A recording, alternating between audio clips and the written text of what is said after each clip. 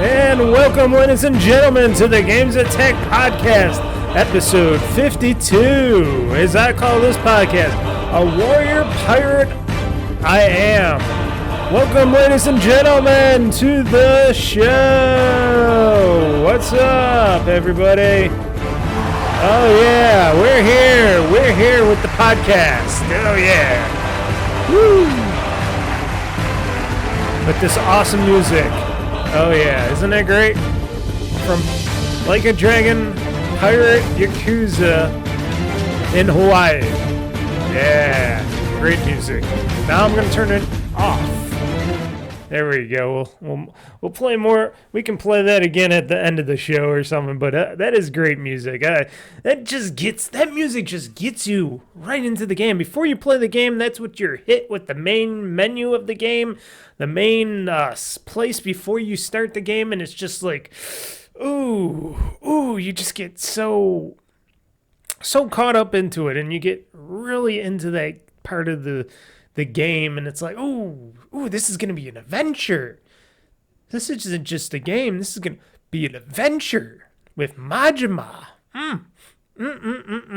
Well, you already know what the hell I've been playing for the past weeks, and it's not just Like a Dragon, Pirate Yakuza in Hawaii. It's also a lot of Avowed. Oh yes, I've been playing some Avowed, and holy Tolinos, a lot of play. But we're gonna switch it up today. This podcast, we're gonna switch it back and forth, around, upside down. We're gonna do craziness here. We're gonna go right to the freaking news. There's a lot of gaming news out there. I'm not just talking about what else is going on in the world, the politics and stuff, and people trying to disrespect the country and stuff like that when they go to the White House and stuff like that. No, I'm talking about the real news, the gaming news that we all care about. Not those other people across the pond. I'm sorry. We're here to chat about the game. So we're going to get into the game's news first, and then we'll get into what I played, because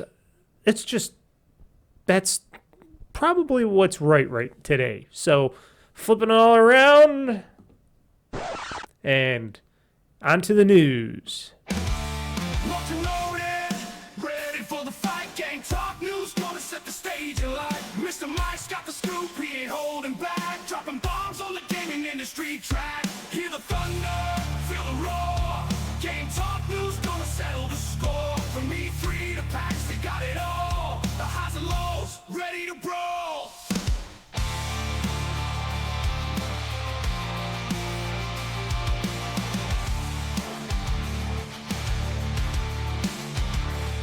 Okay, I cut that new news music short for today because we got a lot to get into, to talk about, to get into all that stuff. And there's probably a lot of news that I'm gonna miss because everybody's been talking about everything lately. The things that I wanted to talk about for news wise for this podcast, gaming wise, is just the fact that hey, there's just been a ton of it, and is it? I don't know. Do I have anything really bad in the gaming? I know studio closures. I know I don't have this stuff in there. I don't think I don't have. And I know this is news, but I know people are sick of hearing it and hearing other podcasts keep talking about closures. But they're Warner Brothers closed. Was it Avalanche Studios? Is that what it was called, or what was it called? I forgot. They closed a couple They closed 3 studios. One of the studios that was the creators of the Lord of the Rings games, the Shadow of War, and what was the other one? Shadow of War, and I got them both, but I forgot the other name. But those guys that created the Nemesis system, which Warner Brothers does have a patent on, and they don't give it up to anybody, as I know, or else it's very expensive to get the license to patent from that patent or something. I don't know, but nobody else uses it except for one one person, not one person, but one company that made something similar to the Nemesis system, and nobody talked about it, and that was Ubisoft when they did Assassin's Creed Odyssey. They had a Nemesis system in a way where you could take out like the main generals and bad guys and stuff like that, and others would go into their place, and I felt that was very close to the Nemesis system, and nobody mentioned that. Nobody ever mentions that in that game and stuff, so I don't know. But yeah, Warner Brothers, horrible company all around. Doesn't matter if it's in the film entertainment spots or if it is in the games industry, part of the industry. And I'm one of those people that's worried about the gaming side of the industry of Warner Brothers Interactive, or what do they call it, Warner Brothers Games, because the top guy, he sucks. The top guy over at Warner Brothers Discovery, he sucks. He's a bad CEO. He's bad, and all his people under him are just horrible. Don't know what the fuck they're doing over there. And I worry about NetherRealm Studios. I worry about them, even though they make great Mortal Kombat and Injustice games and stuff like that. And then I worry about all the other studios that make decent stuff like Rocksteady and stuff like that. And if they were to try to spin off or get rid of their gaming divisions, I would hope Warner Brothers Discovery would have the frickin' what should I say? Not balls, because they don't have no balls. They're a bunch of kids, but they would have the decency to try to sell off those studios with their properties. I know they don't want to sell off any of their properties, but at least with their gaming part of their IPs, they could keep the film part of the IPs. I would think, if they could do that, and then just give the gaming side of the IPs to the other people, and when they buy those studios, so that they can make as many of the games as they want and whatnot with those IPs, but the films and TV show IPs they can keep on their side. So if Rocksteady was going to make more Batman games and stuff like that, they, whoever would buy them would be able to use those licenses to make those games. They give them a nice extended super license for that stuff, and because it'd be attached to it, but then they would still make their films and all that, and they wouldn't have to worry about the IPs rights to that. Maybe they would work out a deal like, oh, we'll still get a little percentage off of the top or something, a small percentage for the stuff. But I don't think they would do that, because it's a very disgusting corporate company. A lot of them are, anyways. And for NetherRealm, Mortal Kombat, all that stuff. I know it's tied to all that stuff, and there's another Mortal Kombat movie coming out. I don't know, soonish or next year. I haven't heard too much about it, but I know they're making the sequel to the last Mortal Kombat, which was pretty good. I felt it was pretty good. I watched it. I saw it during the COVID time when it came out, and it was pretty darn good. So I don't know. Questions, and Warner Brothers, like I said, Warner Bros. Discovery. I gotta keep saying Discovery. I don't care. I used to like Discovery Channel, but they, like I said, everything became reality TV, and they're just all a joke now. And yeah, horrible company. But I do worry about those people over there, the people that remain there, especially when they got rid of the Wonder Woman game, to flush that down the toilet. Not like the sequel did well. The sequel to the movie, the first Wonder Woman movie, was a very bad snore fest of a movie. But I thought maybe a game would be decent, but guess not. And I guess nobody has the balls to make a Superman game, because now, Rocksteady is going back to Batman again. Okay, and NetherRealm, they're probably working on a new Injustice right now, because they just did another Mortal Kombat. So you'd think they would go back into Injustice, or maybe try something new. I don't know. Does NetherRealm? I don't know if anybody's ever asked the question. Does NetherRealm Studios? I know they're Mortal Kombat all the way and Injustice, but do they just like being a fighting game making studio?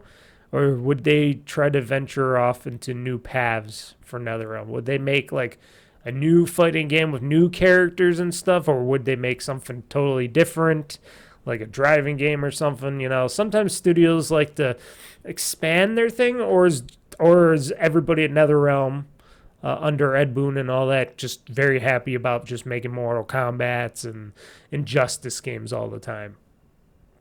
I don't know. Maybe they like doing that. It's a secure job or something, security job. Not that I say any of the jobs are secure right now for the games industry, but maybe those are secured jobs that they would just be like, yeah, we're making money. We're making these Mortal Kombat games. We get to make sick things coming out of people's bodies, or their bodies just melting and bones being left and whatnot, you know, stuff like that. I don't know.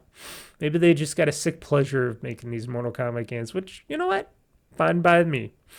And the other, what was the other thing? NetEase and all the gaming studios under NetEase getting funding pulled and stuff, and them shunning, getting rid of the teams that helped, what was it? It was one of the Marvel Rivals? Was that it? Or was it the other Marvel game? I don't know. I don't play any of those games, but they were taking all their stuff and they were like, no, we're going to just have this all made in China now. Okay. Which I don't doubt, because, and then, you know, with all of them pulling all of their funding and the rest of their funding and their plans for future funding from all the other studios, people wonder, what is NetEase doing? Are they just not doing well financially, or is it more? And I'm thinking maybe a little bit of column A and B, maybe because they're financially struggling, and two, they're in China. They're a Chinese company, so you know that China isn't doing so well, especially well in Chinese-U.S. relations and stuff, you know. So maybe that could be a reasoning, too, for why they're skittish on that stuff, and they just want to make everything in-house, which I don't know how well and how long that would work out for them, because don't forget, the Marvel Rivals and all the other properties that they work with is owned by other people, unless if they own the studios themselves for certain things. But yeah, the Marvel Rivals and stuff like that, that's all owned by Marvel and Disney, so they can't just, you know, they would have to they probably have to do what Disney and Marvel tell them to. You know, they got the power. I don't know what the contract states, but I think Disney and Marvel have the most power when it comes to licensing properties and stuff now with games and stuff like that. They don't want a debacle where they have with Sony, where Sony, if they make some Spider-Man game movies or other movies, that they keep holding on to that license. As long as they keep using like the characters once in a while, make a Spider-Man or a Venom movie, they get to keep those characters and stuff. But once they don't do that anymore, then they lose all that, the characters in the franchises and stuff, and it reverts back to Marvel, Disney, and stuff like that. It's just weird. But yeah, those were the bad things that were happening in the games industry that I can see. Yeah, it's a tough life if you're a game developer, and I'm glad I don't know how to really program or anything. I could do dirty code and a little bit of this and a little bit of that, but nothing really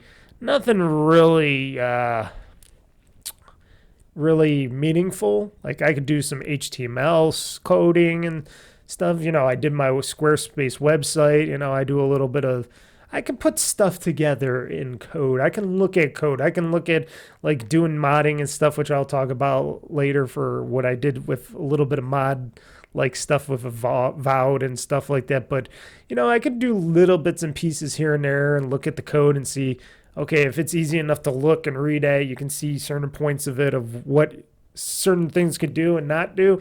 But I am definitely not a coder or anything like that. I just don't have that mindset to visualize and try to do make a little code to do something on a screen or something. I can't do that. I can't. I got other talents, but coding, not one of them. At least I could do a little bit of stuff. I think that's fine. But the game's news we got, and this you could say is good or bad. I don't know. I think I'm impartial to it. I don't really care. But Fable delayed to 2026. And then Microsoft also showed off some pre-alpha gameplay footage, which, of course, people always have their says and quotes and things, and they're like, "Oh, what is that? It don't look as good as it should," or "What is that? I don't know." And it looked fine to me. It looked like a Fable game. Looked like a brand new Fable game. It's made using the Forza engine, or what did they call that engine? I call it the Forza engine. What do they call it? The Hold on. I wonder if they have it up here, in this article. What is it on? What engine? What do they call that? It's called the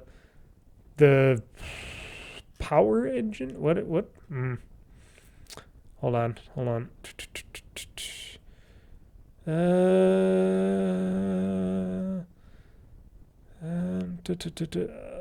IT crap.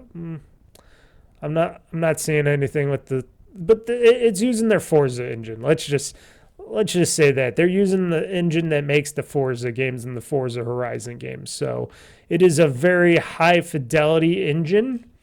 And to me, like I said, looking at the game and the little stuff from their little shows off of pre-alpha gameplay and the other stuff they were showing off before that they said it was actually in-game and stuff. I was looking at that footage and I'm like, well, if that's really in-game footage and that's really gameplay, which that footage looked like gameplay, it looks pretty damn good to me. I don't know. I'm just happy they're making another Fable game, and I hope it's pretty funny and fun and stuff to go around and kick chickens around and loot people and do the stuff that you can do, being good or bad. That was the whole thing about Fable. You're either a good person or you turn into a bad evil person, and then it shows on your character and all that other great stuff. So and then delaying it to 2026, announcing that it would be coming out in 2026, giving them some more time to polish it up, work on it, whatever they need to do or whatever is good, because 2025 is a bulky year right now. We got a lot of games coming out every year, especially from Microsoft. We just had Avowed. We got the South of Midnight coming out pretty soon. We got the Outer Worlds 2. We got a Doom game. We got what is it? Expedition 30. Is it Expedition 33? I think that's the name of that game. Expedition 33. Don't quote me on that, but I think that's the name. That's coming out.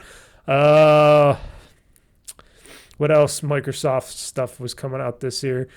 I'm sure they're going to announce some other stuff coming out this year. So they got their plates full every month. They got, like, some months, like March, they're going to have a couple games. Plus, we also got games from other companies like Ubisoft with Assassin's Creed. Shadows coming out pretty soon this month. I forgot this is already March.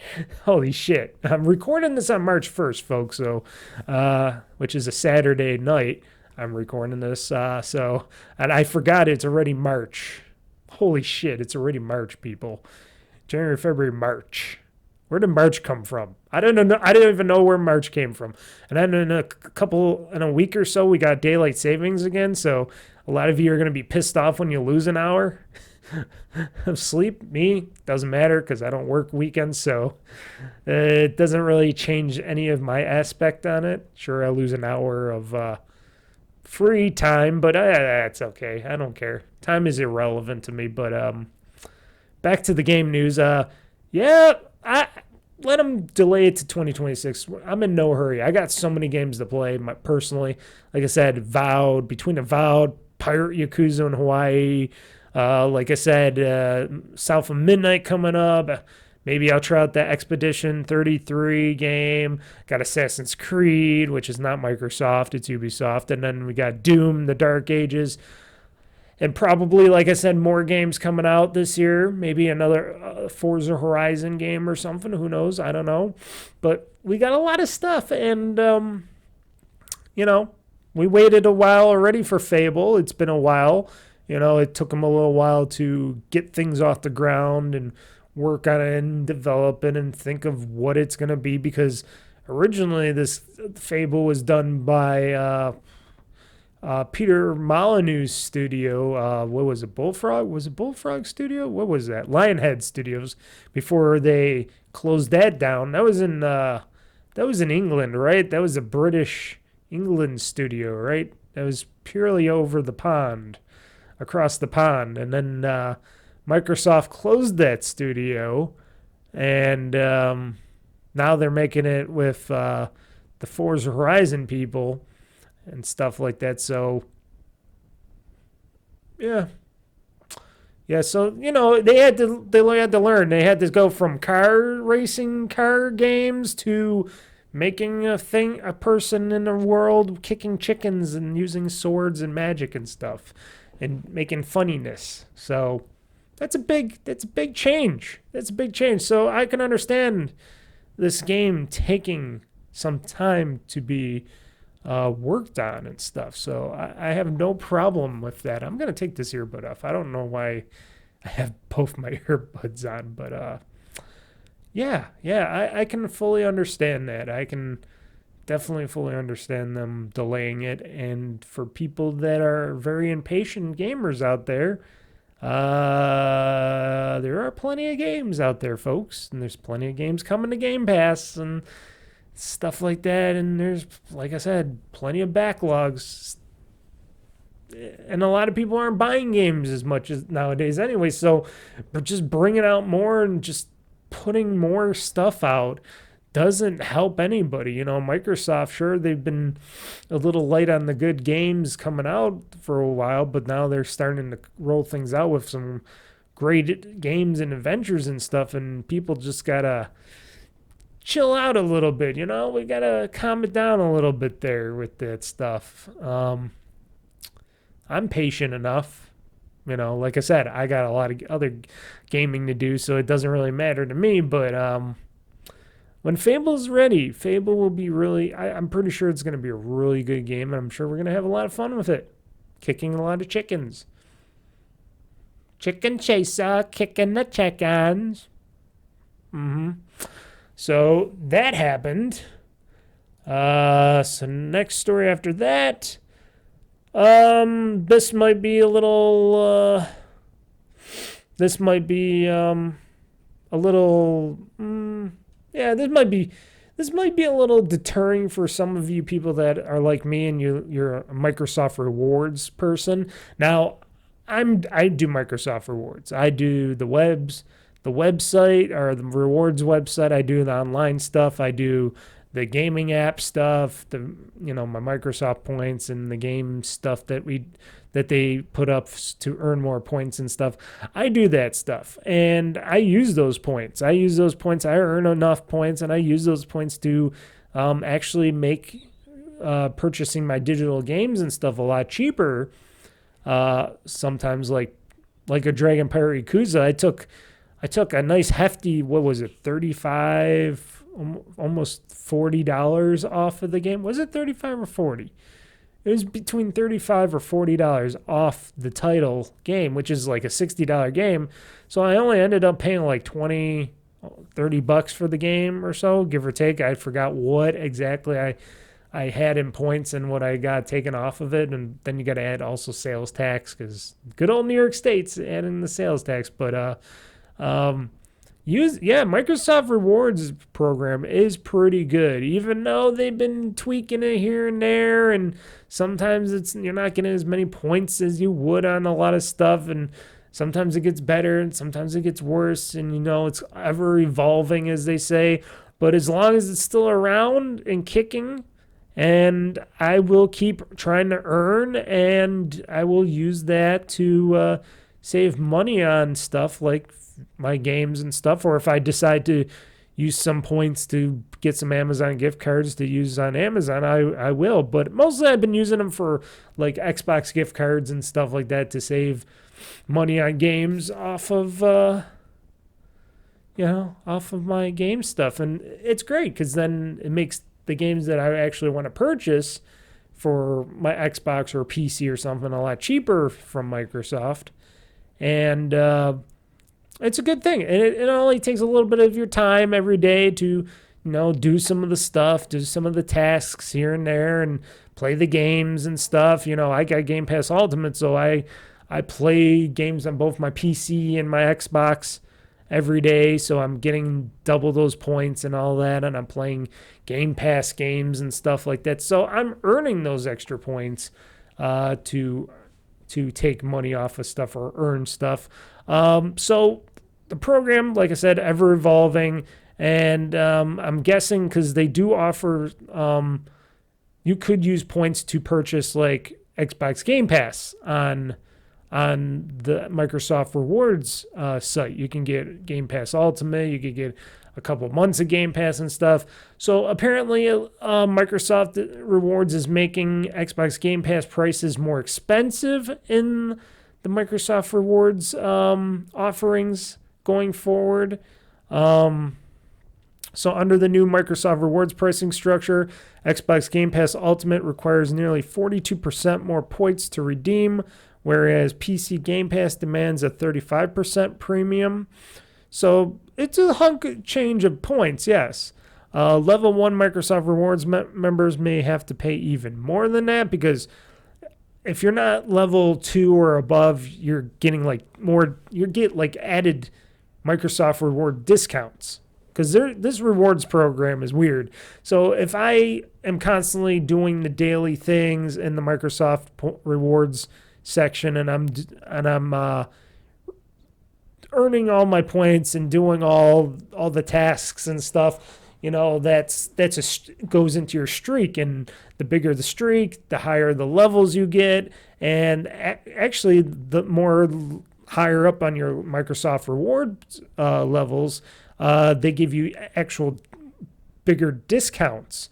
They actually take off the amount of points you need to purchase a said gift card or something, or if you're getting Microsoft Game Pass or something like that. So they actually take off stuff on that. And like I said, if to me,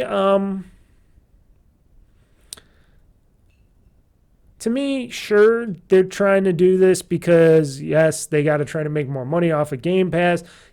Prices are going up and things are getting more expensive. And, yes,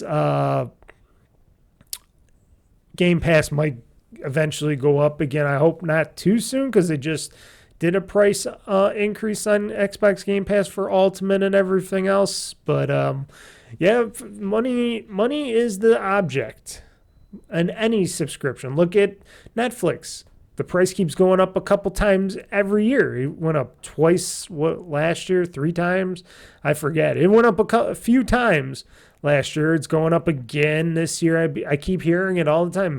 Oh, Netflix subscription prices going up again. And then you got, Disney Plus and went up a little bit. But that was okay because you get Hulu in the bundle and stuff, and ESPN. Not that I care about ESPN, but you can get a bundle really cheap.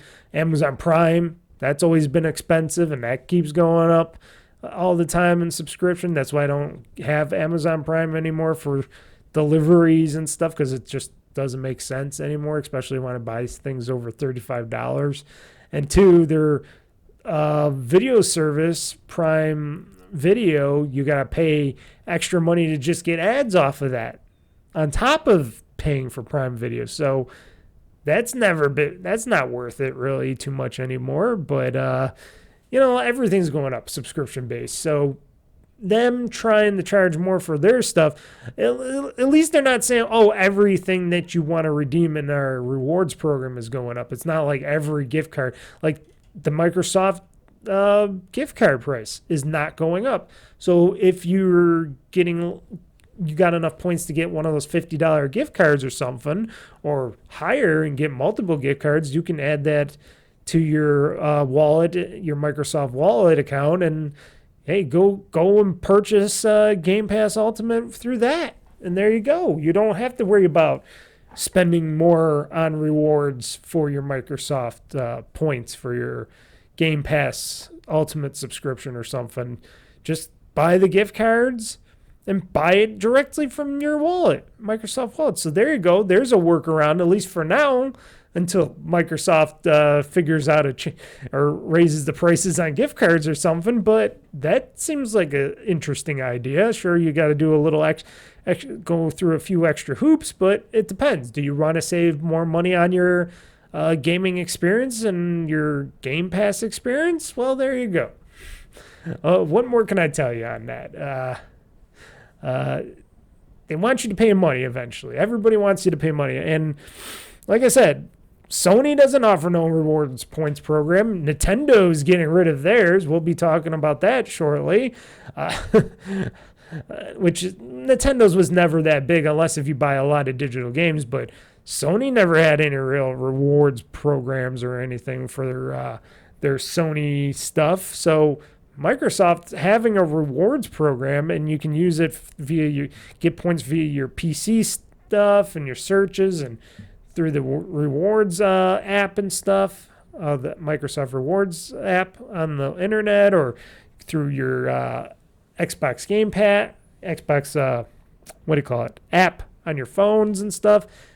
That's a beautiful thing to save money. And I save, like I always say, I save a ton of money having Game Pass Ultimate and using Microsoft Reward points, earning the points, and using them for game purchases that are not Microsoft games that I don't get with Game Pass. Like I said, like a Dragon, Pirate Yakuza in Hawaii, and the future title that I will be buying of maybe Assassin's Creed Shadows. You know, that stuff I will be getting money off of because I use those points, turn them into gift cards, and get that extra money off of the top there. Just like if you would if you go into the store.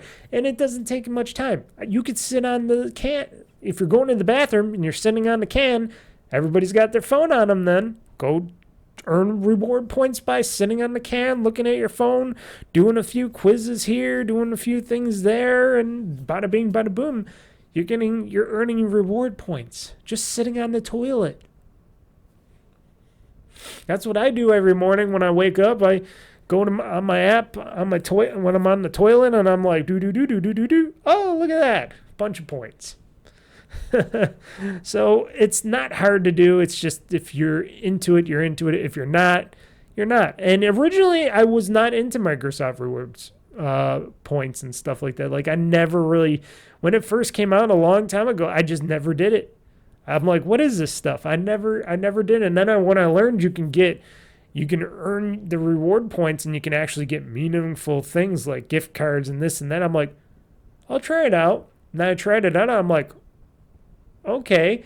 And a lot of times I even say when they change it up to make the rewards program a little worse or something, I'm like, I'm going to go a little light on the rewards, trying to earn the rewards this month or something. And I usually end up just doing it all anyways and earning all the rewards points that I can for the month. And it's funny because it's not that I'm hooked on it. It's just something I do on my daily schedule. It's like, well, I'm not doing anything on the toilet right now. Oh, I'm at lunch right now at work. You know, I already ate my lunch. I got a 45-minute lunch break. So what am I going to do for the next 30 to 35 minutes? Because, I eat my lunch in like 10 minutes or so, not even.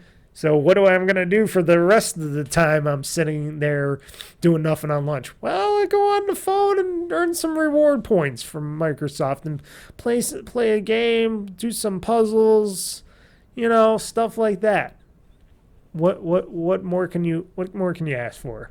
So, like I said, people are going to complain about this. I don't think it's the biggest deal.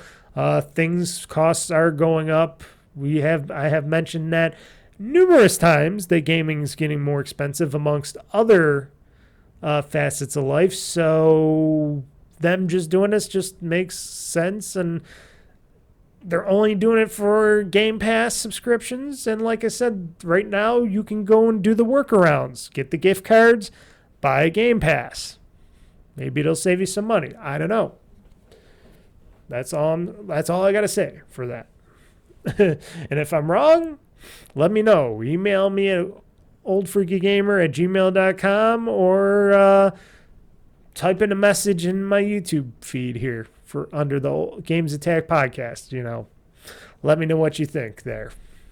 So Forza Horizon 5 drifts, or is going to be drifting onto the PS5 in April. So yes, a franchise that,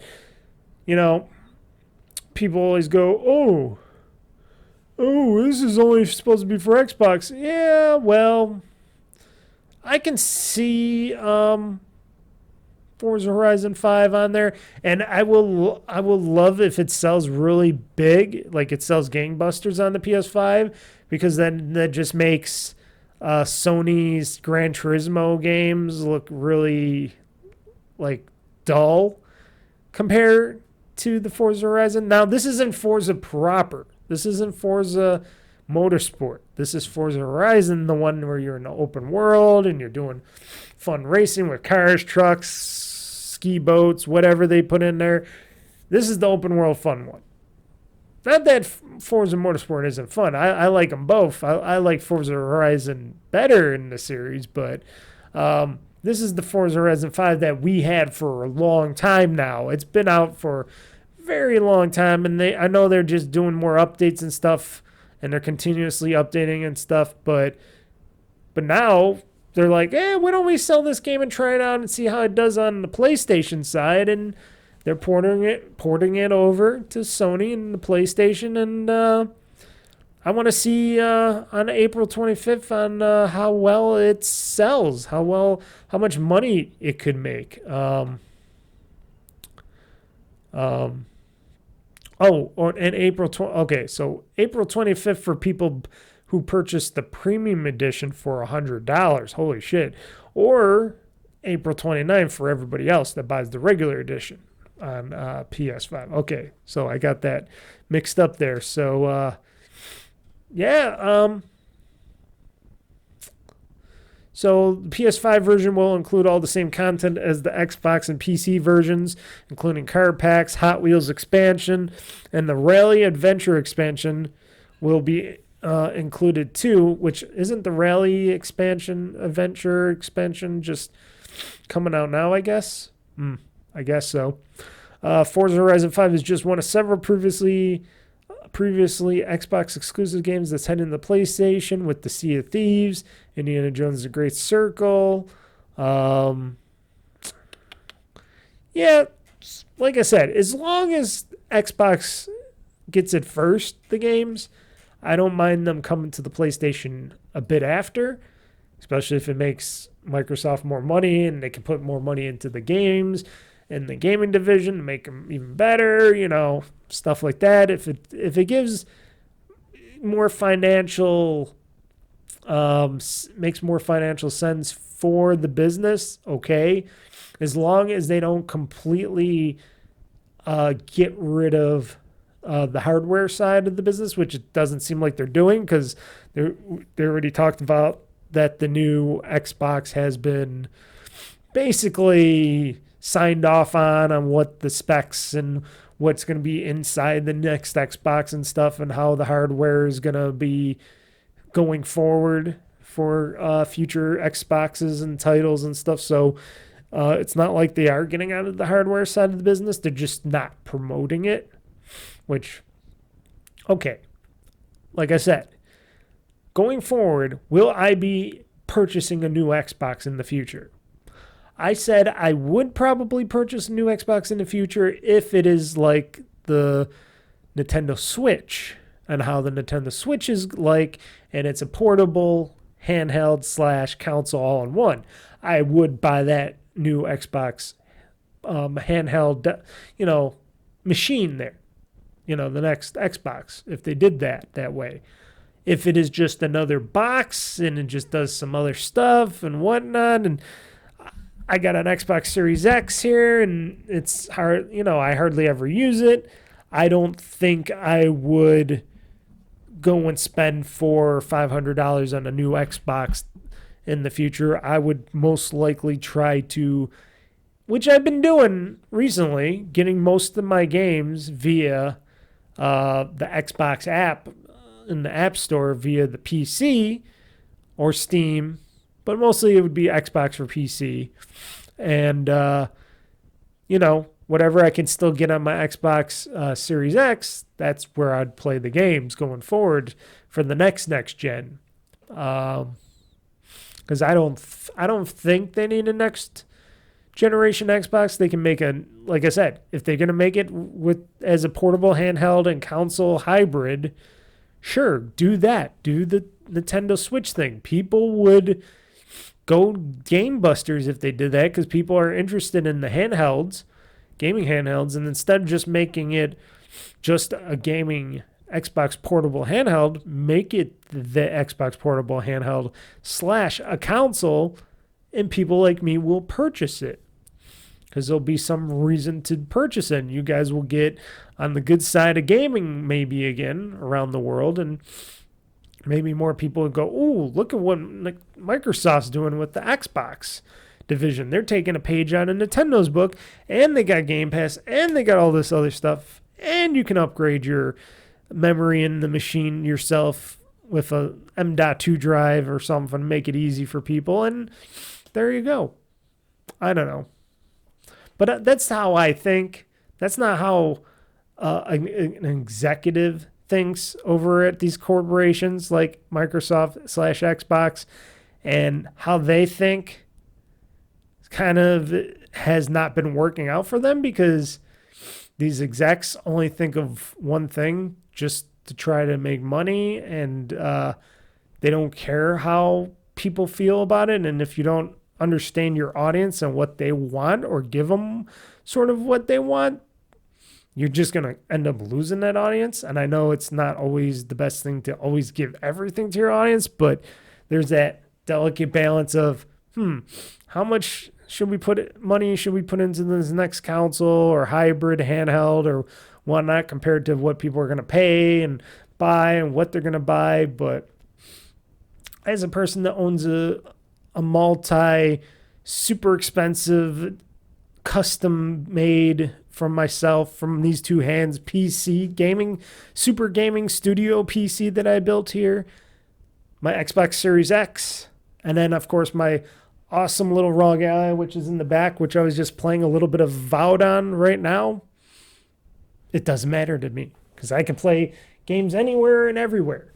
Now, I would like I said, more third parties to jump on the Xbox PC part of the Xbox thing, and I would like it if Phil Spencer and everybody would try to persuade people like Ubisoft and Take-Two and others to put more of these games on the Xbox for PC side of things, so people like me that don't really want to keep playing on my Xbox going forward, and I want to play these games on my PC, but through the Xbox app store and stuff, because first off, achievement horror. Like I said, I want those achievements, and I would hope they would offer those achievements. And two, it'd be a great place to have my games so I could play on my PC or my ROG Ally, and I could play these games on the go or play them on my PC and stuff, whatnot. Sure, I could still play them on my Xbox, but I want that choice. I want to be able to have that choice between my devices to play anybody's games and not just go, well, I can only get Ubisoft's games from the Ubisoft store or Steam. I can only get Take-Two's games on the Epic store or their Rockstar store and bullshit like that. I don't like that. Everybody having their own little stupid storefronts or whatnot, or not pushing their games onto other things like the Xbox PC store. I hear there's still like limitations or something. I don't know what those could be. And I would think Microsoft would have the foresight to eliminate some of those limitations going forward. But, when some companies are sticklers, they're sticklers for a long time, until some giant company goes, hey, we want to publish on your platform, but you got to fix some stuff. And Microsoft has done that in the past. Xbox has done that in the past with a lot of their offerings on the platform and stuff. So I couldn't see why publishers wouldn't want to publish their games on the Xbox PC store side, because doesn't Microsoft also let them publish those games even cheaper for a lot less money on the Xbox PC side of the storefronts compared to Steam, which charges a hefty 30%, and other people charging a hefty 30%, and Microsoft charges less because they want to get those people into their ecosystem more. You would think they would take more advantage of that, but I don't know. I don't think like these so-called executives, which they think they know what they're talking about, but they don't. You remember when Microsoft, or I should just say Xbox, I know I keep saying Microsoft, but you know when Xbox had a lot of their original Xbox titles, which are backwards compatible, get updated or upgraded? They were like, were they like AI generated? They were rezzed up in a lot of ways. They were improved in a lot of ways, and they said they did all that with like some older some technology and stuff that up-resed, like, I don't know, Black for the Xbox and a bunch of other older Xbox original games for that. Well, that's what I'm thinking this new idea is, with using, of course, the Microsoft initiative AI, because Microsoft's all in on AI and we all hate it because that's their mandate. And once it's a company mandate, you know, everybody has to do something stupidly AI. And my whole thought on AI, it's okay to use it for a helping tool, but being an actual smart learning tool or something, or going forward, or it being actually semi-sentient and very powerful tool, I don't know. I think AI is just still a pipe dream. I think it's just limited from what it learned and what we taught it. And I think going forward, I think AI is just going to be the gimmick that people spend a fortune on to try to achieve. And it's just one of those glorified assistants, but a little bit more powerful, and it could do more things. But using AI to make games, to try to make games, older games, playable on like modern hardware and stuff, or up-res the games in certain ways, shape, or form to work on modern hardware, or look good and play good on modern hardware, I'm all for that. Because who wants to have a team of people that spend a lot of money on them and a lot of time to try to up-res or make brand new remasters of games, when they can try to have an AI do it for them and try to do it better? And that's what this whole Muse AI thing is all about. And apparently the people that are helping to create this Muse AI with Microsoft and Xbox is Ninja Theory. You know, the people behind those lovely games that you love to play. Senya-sana, I can't even say her name. Senya-sana. Oh, God. I should look up the whole name, because I'm really bad at the names. The name of the game. It's right here. Hold on, so I can say it properly. Sunya Saga. Hold on, it's over here. It's been a while since I played it, so of course it's gonna be all the way down my list here, because it's been a very long time. Okay, Sonya Saga Hellblade 2. Okay, there we go. And like I said, the Hellblade games, the people behind the Hellblade games and stuff, Ninja Theory, that studio, the glorified studio that basically was making all this tech and stuff, and they're making all this tech and then making the realistic tech and all that other tech. They're the ones helping make this Muse AI technology and stuff, because even though they're not the best at making games, even though these games that they did make are just technical tech pieces, basically tech art pieces that you can see and see what these things can do and look like and how everything is story based wise, that studio is just a tech studio. That's their job. their jobs that they've been trying to do is just come up with new technology for the game, making games better, making new games and whatnot. And this is an AI that they're working with Microsoft / Xbox to improve the games and how they're looking and made and stuff. And they showed off a bunch of, up-res Muse AI games and stuff that they said they used the Muse AI to make. And sure, they were all pixelated. They were like still A lot of people said they looked a lot like cel-shaded Borderlands games. Like the games themselves were looked like Borderlands. And yes, I understood that. And it's like, it's early stages. They're still working on stuff. And if they believe that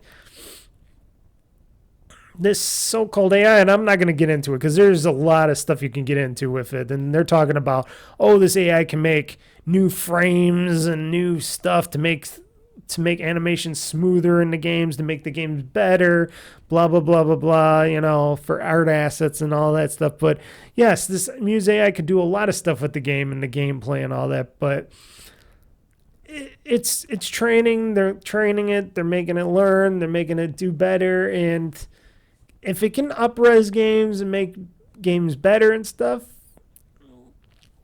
instead of putting tons and tons of hours of human time and resources where those people could be making newer games or doing other stuff, why not? Especially if they're talking about game preservation, if they really mean that, because a lot of people say that they don't. But Microsoft is basically the only true, real company doing games backwards compatibility for video games since I don't know, when do they start doing it, on the 360? No, they did that on Xbox One, I think. I think the 360 for some of the 360 games, and then of course the Xbox One games on the Xbox One and Series X going forward now. Sony doesn't really do that. They'll put out games, they'll remaster games. They'll put some of their games as just stream only on their store. Like a lot of PS3 games are only stream only on the PlayStation stores and stuff. If you're playing on a PS4 or 5 or something like that, they don't really do that.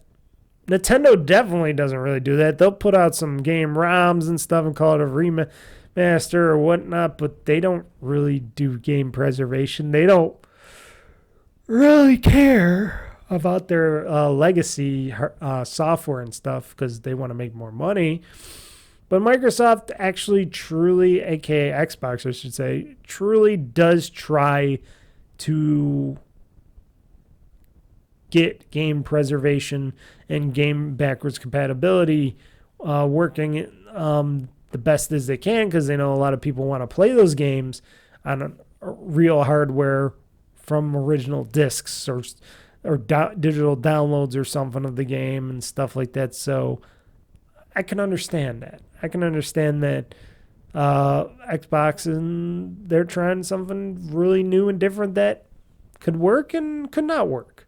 We'll just have to wait and see. But, if that, like everybody's hoping and praying for and saying that the AI bubble will burst someday, yeah, it could. And then a lot of these companies will be like, oh shit, we just spent a lot of money down the drain for what? And it's like, Microsoft, you should never have gotten everything into just AI stuff. You should have just kept branching out and doing other stuff, but nobody ever listens to that. They go all in and then they got nothing. And then people say, well, shareholders, if they don't do this, that, blah, blah, blah. Like I said, company, corporate greed / shareholder greed just makes the landscape much, much harder to do. I don't know. I don't like corporations in the way of that. A lot of corporations, of course, most corporations have shareholders, and shareholders are the butt of the companies.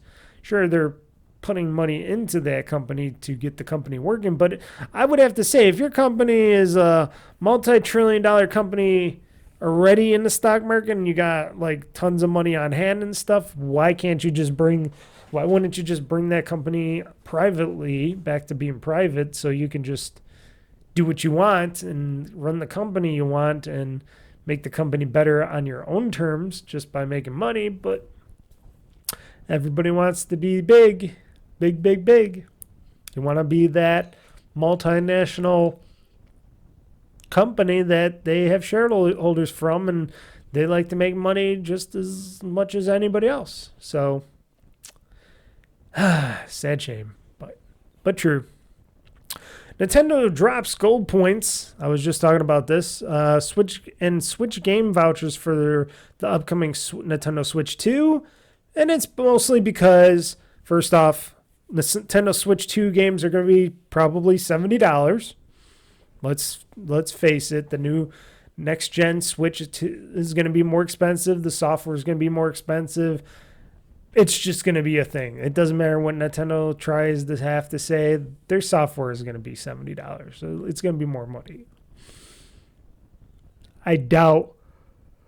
excuse me for the yawn. I doubt that Nintendo will be cheaper on any of their games and software going forward for any title, but they just don't want people to save money on games. They want people to pay money for games. And Nintendo, they'll try stuff like these gold points and stuff, which, like I said, I got some, but I never used them or anything, and I never bought those game vouchers because I never had that 2 games or 3 games to ever get, or the gold points. I don't buy that much digital games in the eShop, so that was never something big for me. But I'm sure I heard that other people were really big into that, just like I'm big into Microsoft rewards points, and now they're getting rid of it for the next Switch, sunsetting it, and people are going, up in arms, going, no.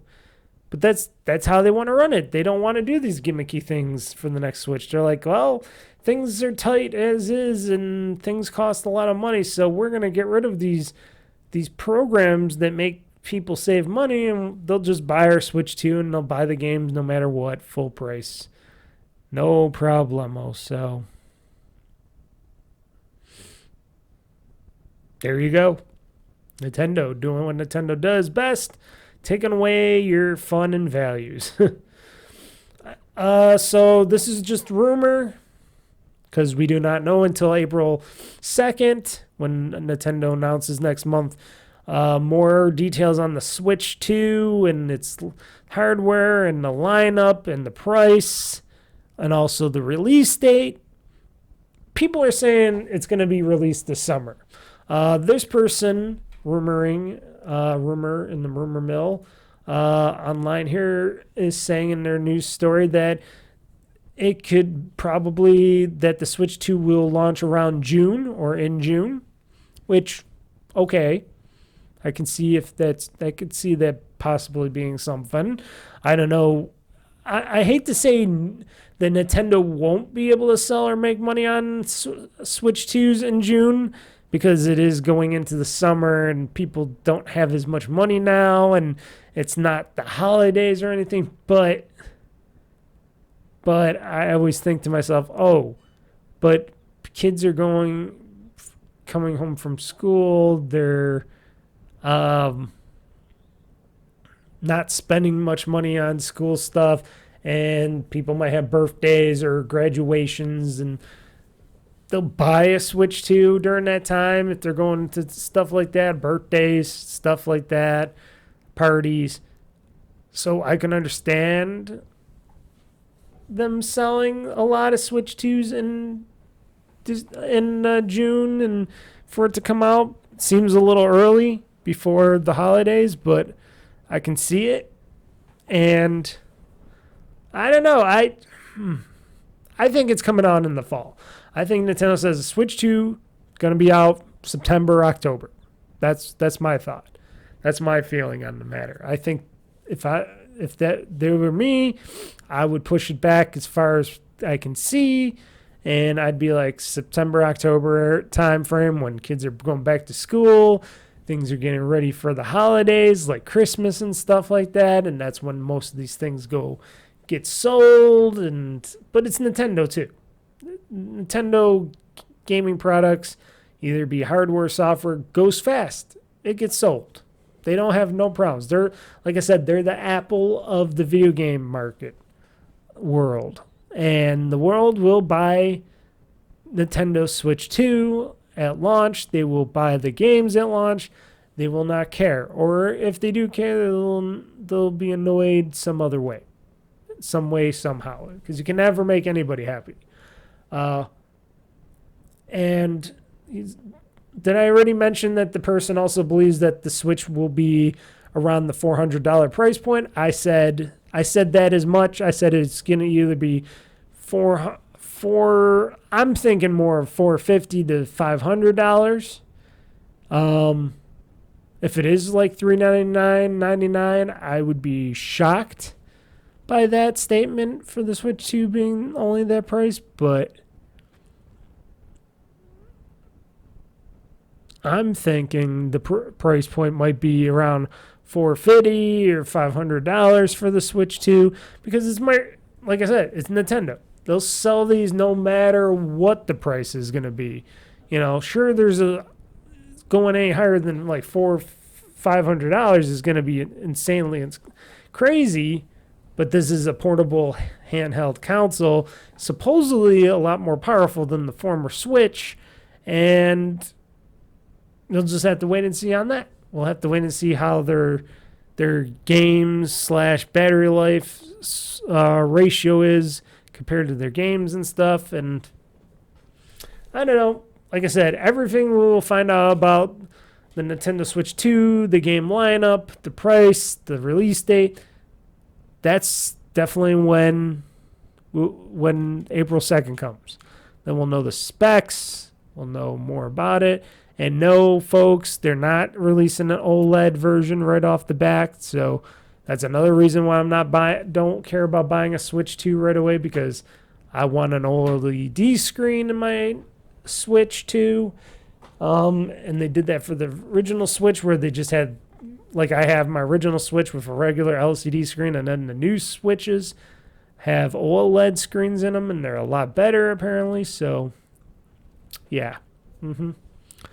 So Pal World. We'll get into Pal World in a second. Okay, you didn't notice the thing. I had to pause for a second because throat was dry talking about all this news. And I'm going to try to get through this news a little faster because still a lot of news stories to cover before we do some actual regular game talk here. But the next news story, I said Pal World hits 32 million players during its first year as the Nintendo Pokemon lawsuit looms over the horizon. I don't care. I think Pal World, I think Pocket Pal, Pal World Pocket Pair, I think they're going to do just fine. I know Nintendo got one patent okayed out of how many here in the United States? Like, they wanted all these, like, they had a whole mess of patents that they were trying to get approved here in the United States. And the United States rejected all but the one. And I think it was the Pokeball one where they could throw a Pokeball and a certain way or whatever to catch the monsters, blah, blah, blah, blah, blah, blah, blah. Otherwise, it has been, oh, well, we don't have, they're not,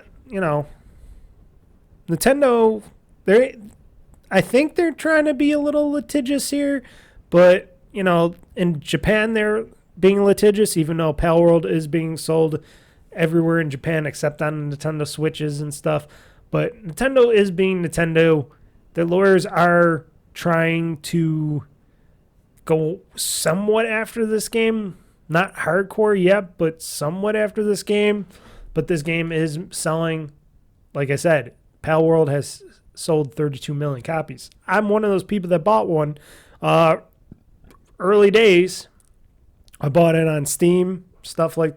No, I bought it on Xbox store. Yeah, the Xbox store. Yes, the Xbox PC store.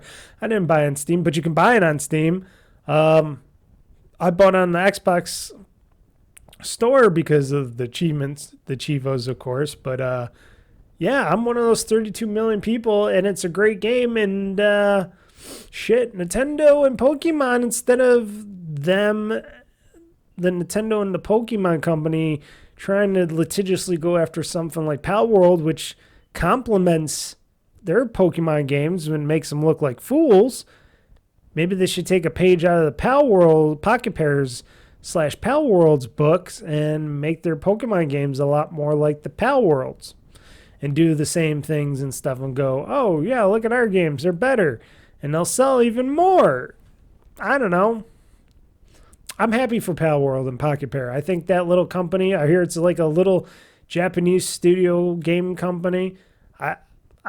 Hey, I have all the love for those people. And plus with the free updates I've been getting for Pal World, whenever I get back into that game again, I jump in it from once in a great while, but eventually I'll jump back into it. It is a fun thing to play once in a great while. It's just, I got all these other games to play, and I played a shit ton of Pal World already, so it's not like I'm complaining. And I didn't barely pay that much money for Pal World either. What did I pay for it? Like 30 bucks? Yeah, Pal World launched on Steam, priced at 30 bucks, and straight onto Game Pass and Xbox and PC a year ago. So I paid around 30 bucks, I think, for it. But good on them, and Nintendo doesn't like their success. Hence why they're going after them litigiously. So the new RTX 50 series cards, which are NVIDIA 50 series cards, do not support 32-bit PhysX, meaning you can't run PhysX. Like, they don't have drivers for those PhysX things, so they were not going to have PhysX they don't have PhysX in the 50 series. They have them in the 40 series and below, and a lot of 50 series game owners out there, or card owners out there, are taking their older secondary graphics cards, like their 40s and belows and 30, 90s, or whatever they have, and they're putting those in as a secondary card into their rigs to have the PhysX back in those games, to have PhysX be able to run those games that the RTX 50 series cards cannot do, because they don't have PhysX drivers, 64-bit drivers for those PhysX. For the PhysX, what did you call it? Chipset. Was it a chipset or is it a software set? But it's only because they're not supporting 32-bit anymore, and they want 64 or beyond. That's why they're not doing the PhysX thing. And I guess there's some games out there that mostly require PhysX to run and work properly, and a lot of these people will, like they said, shove back in on top of their PhysX, on top of their RTX 50 cards, their older cards, so they can get the drivers for the PhysX software and stuff, and be able to use those cards to run those games and stuff. So they'll have two graphics cards in their computers, wasting another slot and, of course, power to do so. So, okay, whatever, if that's what they want to do. And because NVIDIA doesn't support it, which is weird because PhysX is an NVIDIA property. They own it. They bought PhysX a long time ago. Why didn't they not want to update the drivers for the PhysX portion of the cards? You know, for the PhysX graphics and stuff. Not that titles now use much PhysX. Do any titles use PhysX now? Does Lara Croft still use the PhysX hair thing? Will that new Lara Croft game have the PhysX natural hair thing going on or something? I don't know. But it's weird. I remember when PhysX was being shown long time ago, back when a little company called Tech TV was on air on Direct TV and stuff, and they were promoting. They actually had a behind the scenes look about PhysX. PhysX was a company back in the day before they got purchased and taken over by NVIDIA. PhysX was their own company, and these PhysX cards were just cards just for making games look and feel more realistic, make things in the games just, like barrels exploding better, boxes and stuff falling apart better and stuff. And that's what the PhysX would come into play. And they were their own standalone cards back in the day before NVIDIA implemented them in their graphics cards and stuff. And that was a crazy ride. I was looking at that PhysX tech back in the day. I'm like, that looks pretty cool. Will anybody ever use it? Like the hair trace effects with Lara Croft. That's what we all think of. And coming from then to now, with all the graphics leaps and the big leaps in graphics and stuff like that, I'm like, where did all the PhysX things go? Was that just a pipe dream? Was that technology just not ever wanted to be used by anybody? I don't know. NVIDIA supported for so long, and I'm like, well, why didn't NVIDIA update the PhysX drivers or anything like that? What happened to PhysX that NVIDIA decided, oh, our cards are better without PhysX, or we're not going to update, but we'll just keep PhysX in these cards because we own the property and stuff and all the the added technical stuff of it. I don't know. I would like to know. NVIDIA, why you just don't feel like PhysX is a thing anymore. Is PhysX ever been a thing? I'm going to look that up someday. Maybe after the podcast, I'll go look up what's happening to PhysX. Is it being used by anybody really anymore? Or has it just been integrated in certain things? Because I can think of a few things that PhysX would be probably good for. Maybe that, what's it called, Teardown game that I like to play, which I haven't played in a while. I should reinstall that on my computer, where you go into the voxel-like world, and that's got a lot of physics kind of things going on in that world. Just saying. I don't know. Graphics cards. They're crazy. NVIDIA, you're crazy. And all these people putting in their secondary graphics cards just for PhysX stuff. I can understand if your game works better with the PhysX cards and stuff and you need PhysX. I can understand those people. But for other people, I'm like, maybe you don't need the PhysX. I don't know. What games and why are the games not updated for the next gen? Is it just because those companies don't do it? That don't update games anymore? They're out of business? What is that? More on the graphics card front, AMD just announced and will launch their next gen graphics cards. The Radeon RX 9070 XT will finally launch on March 6th. So AMD is has released info about its upcoming graphics cards, the Radeon 9070 XT, the Radeon RX 9070. Both the Radeon RX 9070 XT and the Radeon RX 9070 launch will both launch on March 6th. Let's see here. They waited a little bit longer to reveal these cards because NVIDIA did have their GeForce cards being shown off around CES of this year, and the team was a little bit more cautious about revealing detailed information about its next-gen GPUs.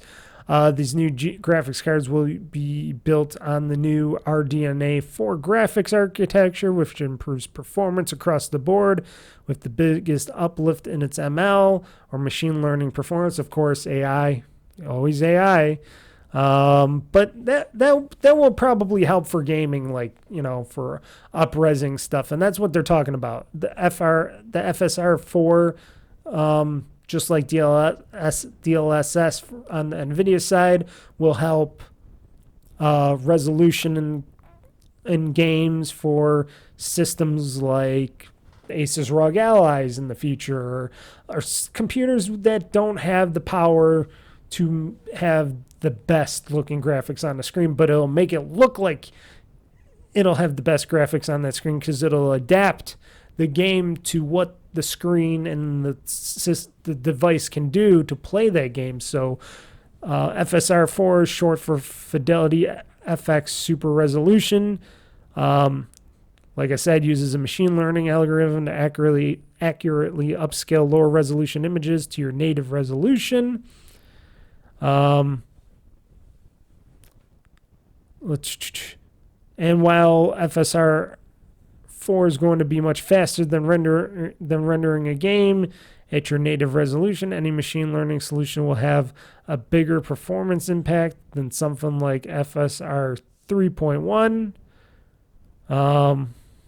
Nobody knows how much performance will be impacted, but it's basically saying that these cards are going to be really decent at stuff like this. And I wonder, because they, like I said, they just announced the new chips, which a lot of handheld gaming computers are using now, the new Radeon SoC on the chips, for the chips going forward, the NVIDIA, what are they, the AMD Extreme 3s? 2 or 3? 2 or 3.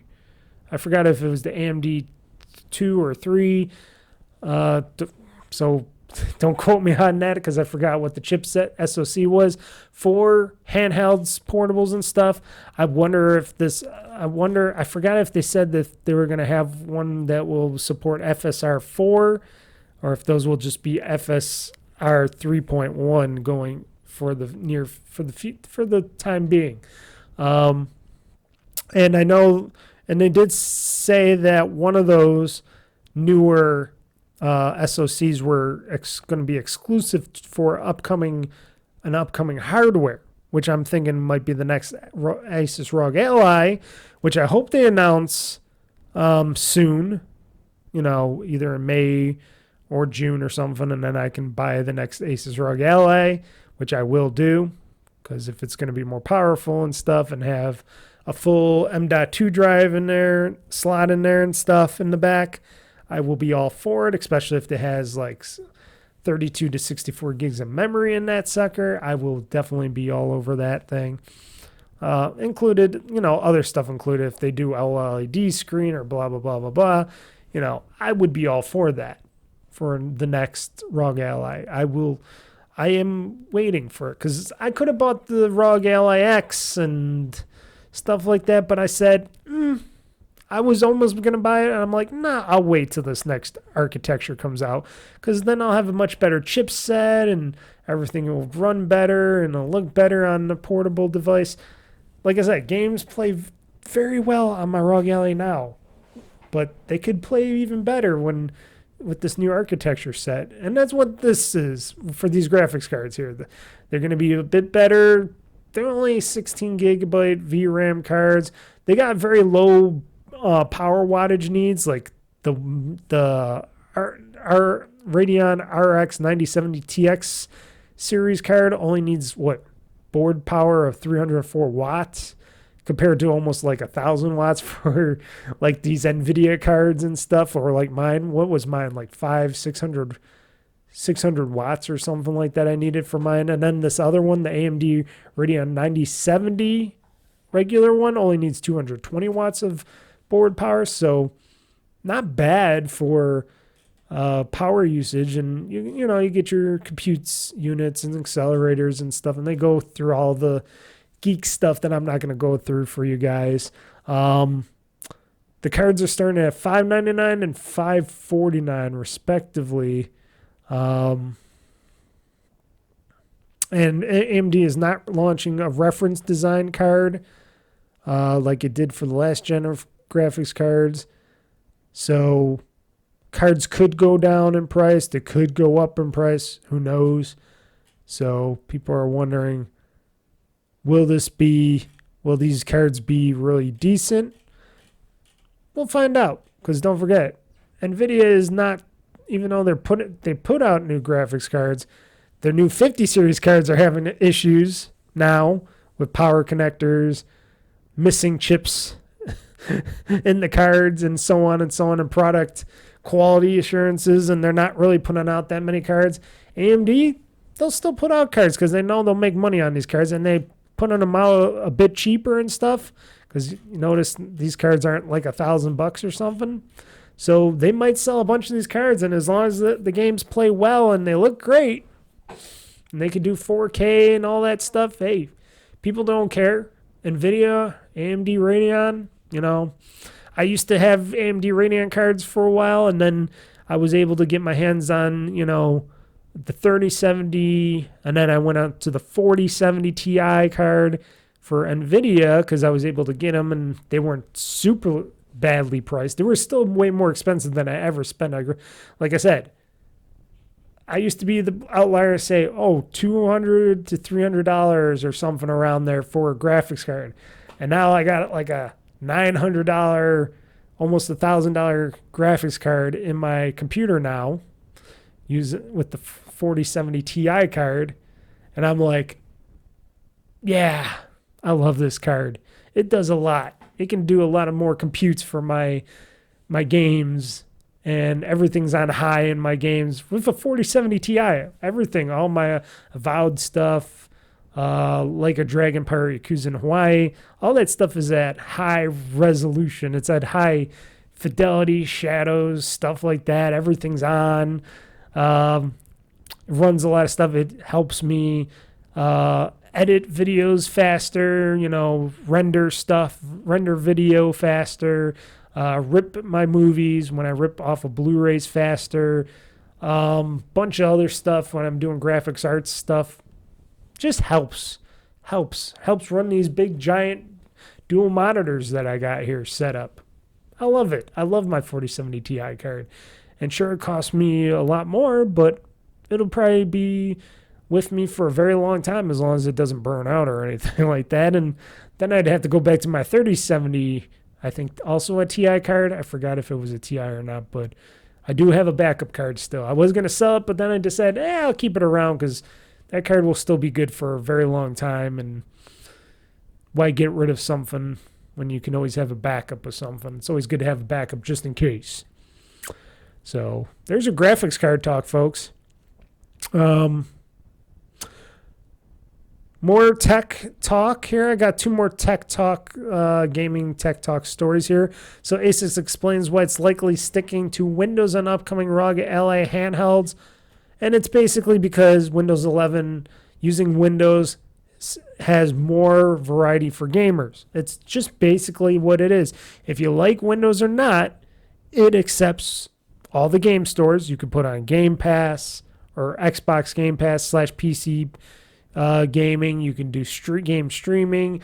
You can put on Steam. You could put on the Epic Game Store. You could put the NVIDIA Store on. You could put anybody's game store on there because it's a PC in your handheld, and it gives you more options. If they were to go, they said, to use the ROG Ally and just use the Steam OS, a lot of third parties and games and stuff do not work on that OS still, and you would have some issues with a lot of games playing them because there's anti-cheat stuff and everything else going for it. So that is another reason why Asus decided, hey, we want Windows on here because Windows is a better gaming platform because everybody uses Windows for gaming and stuff, and it's better for us, for our people, to play these games the way they should be played and not something that an emulator has to take a hold of, which also takes some time to render and compute, and the games could look a little bit more, it's another bottleneck in your gaming. And even though the technology is great with SteamOS and using the third-party stuff, Asus wants to continue just using Windows because it's the best option out there right now still for gaming. And there's other stuff they're talking about, the notable alternatives to Windows being Bazite and Steam Fork, but still, Windows is number one. And I gotta say, if you're playing a PC game, folks, you're not playing it on Steam OS half the time, or most of the time, unless if you installed Steam OS. You're not playing it on a Mac. How many people do you still... And you know, Mac people hate this. You know, Apple people, they hate this. They're like, oh, not many games ever come to the Apple platform. Because why?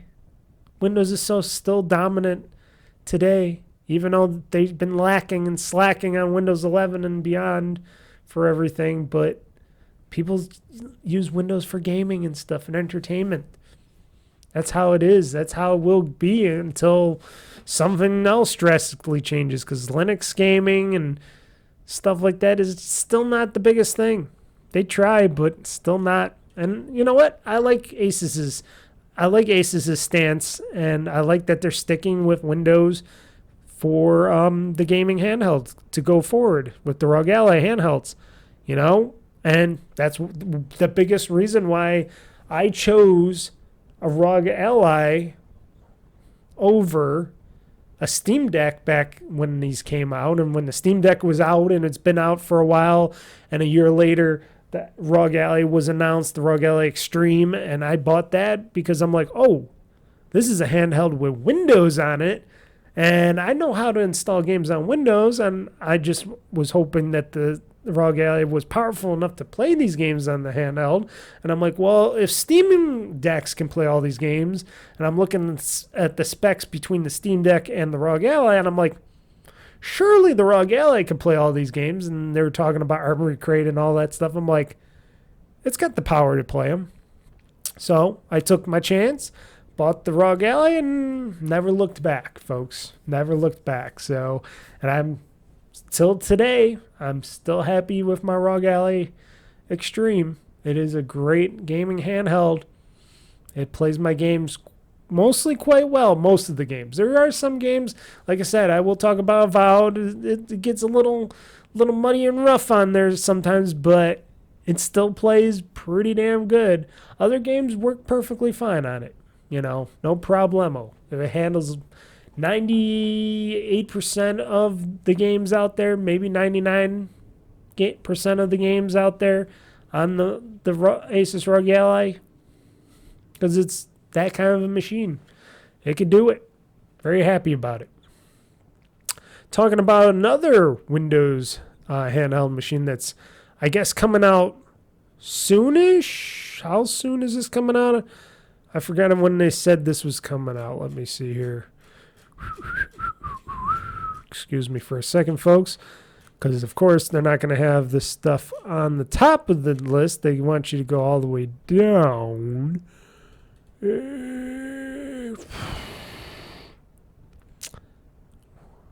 Oh, this is only okay, so this is the Ion Neo 3. It's only on pre-order on Indiegogo. So this is an Indiegogo. Okay, here we go. And it's already got, okay, it's only got 24. Okay, whatever. Stop with this stuff. It's fully backed. It's got still 24 days left, but it's fully backed. It's the Ion Neo 3, the world's first modular handheld. So this is really cool. I like how this is what they're doing with this Windows portable gaming machine here. This is a one made by people on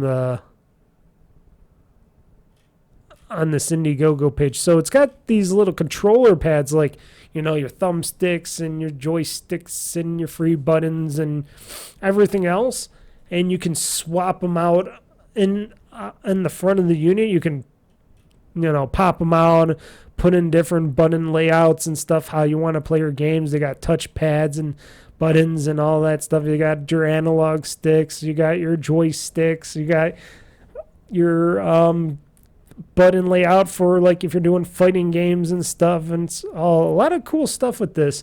and it's supposed to have what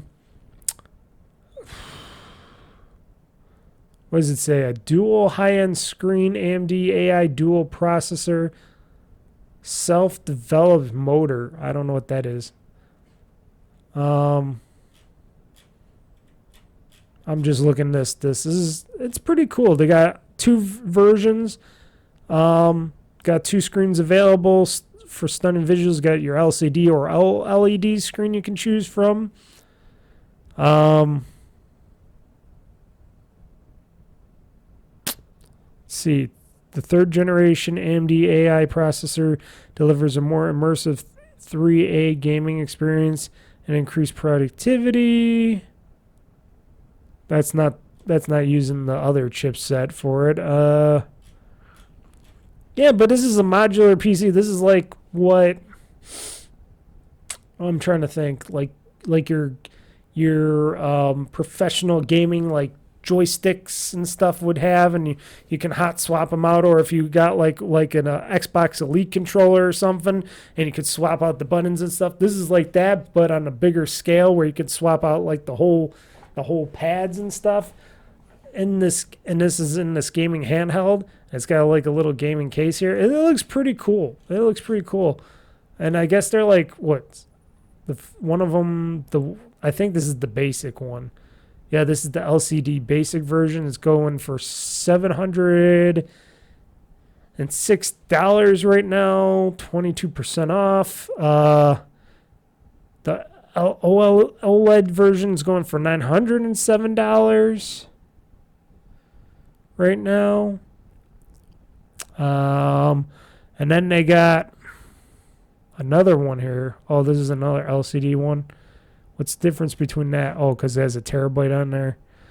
And then they got a 64 gigabyte, 2 terabyte version for $1,200, and so on and so on and so on. They got a lot of these different Aeon Neo handhelds here. But basically, this is another gaming handheld by people that are making these via Indiegogo and making their own gaming handhelds.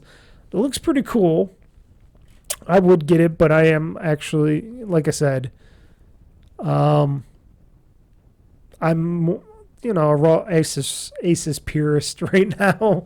I'm gonna stick with my ROG Allies, and I want to see what people think of these Aeons, these Aeon Neos, because I guess the first and the second one were very popular. So this third version of this Aeon Neo handhelds, which are using Windows. I think they're using Windows. Yeah, it's using Windows 11.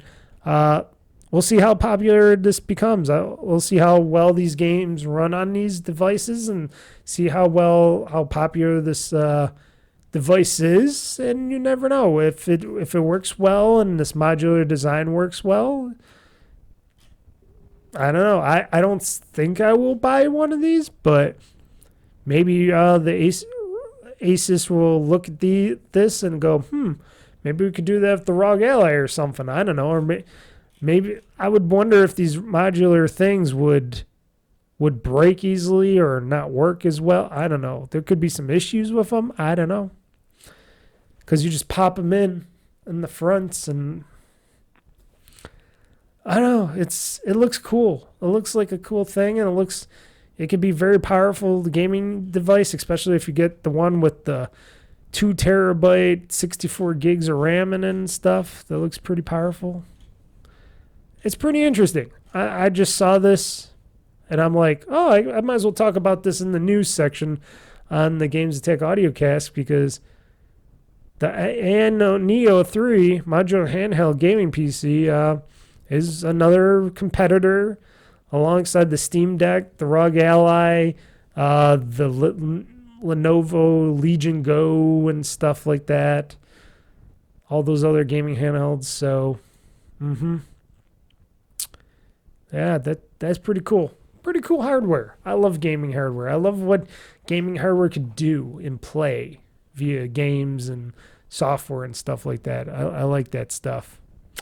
So, in some bad news, of course, going back to Warner Brothers, bad news again. I think I talked a bit about this. Warner Brothers cancels that Wonder Woman game that they were supposedly going to make, and I already talked about them closing the 3 studios.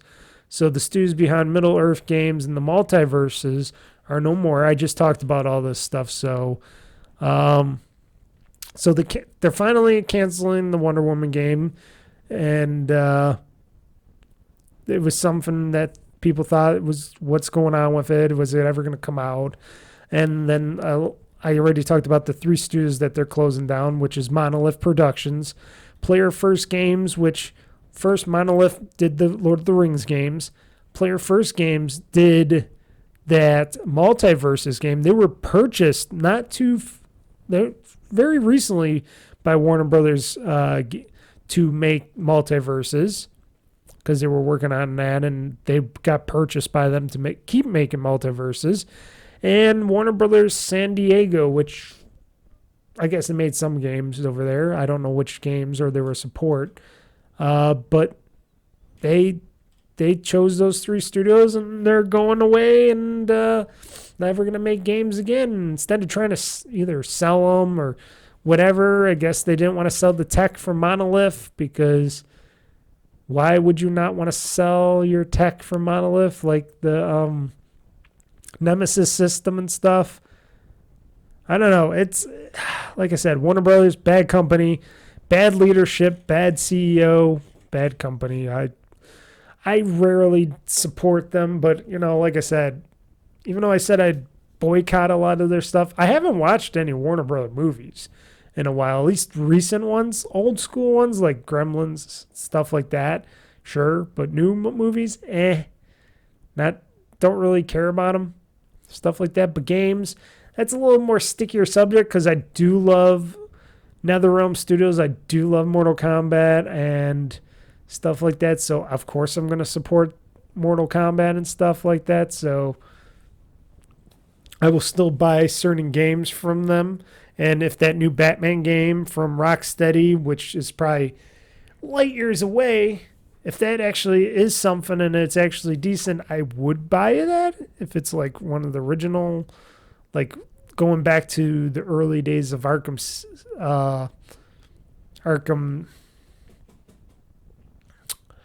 Asylum and stuff like that. I almost forgot to say Asylum. But such bad studios, but such bad leadership. Getting out of that. More good news. Tekken 8 hits 3 million sold a year after launch. Milestone achieved at a faster pace than Tekken 7. So I guess 3 million for Tekken 8 sold from Bandai Namco is a success. Unlike other people out there, if it was like Square Enix or something, they'd be like, oh, that's a failure. Only 3 million in a year? Oh my God, that's a failure. Oh man, that doesn't work. Tekken 7, which has sold 12 million copies worldwide 10 years after launch. Wow, it's been 10 years since Tekken 7 to Tekken 8. I'm just thinking that. Wow. I forgot it was that long.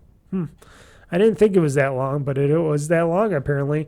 And that sold 12 million copies because, over time people keep buying Tekken 7 copies of Tekken 7. I know I was one of them. I bought it later because it was like, what was it, $19, and it came with all the characters and all the DLC and stuff. Why not?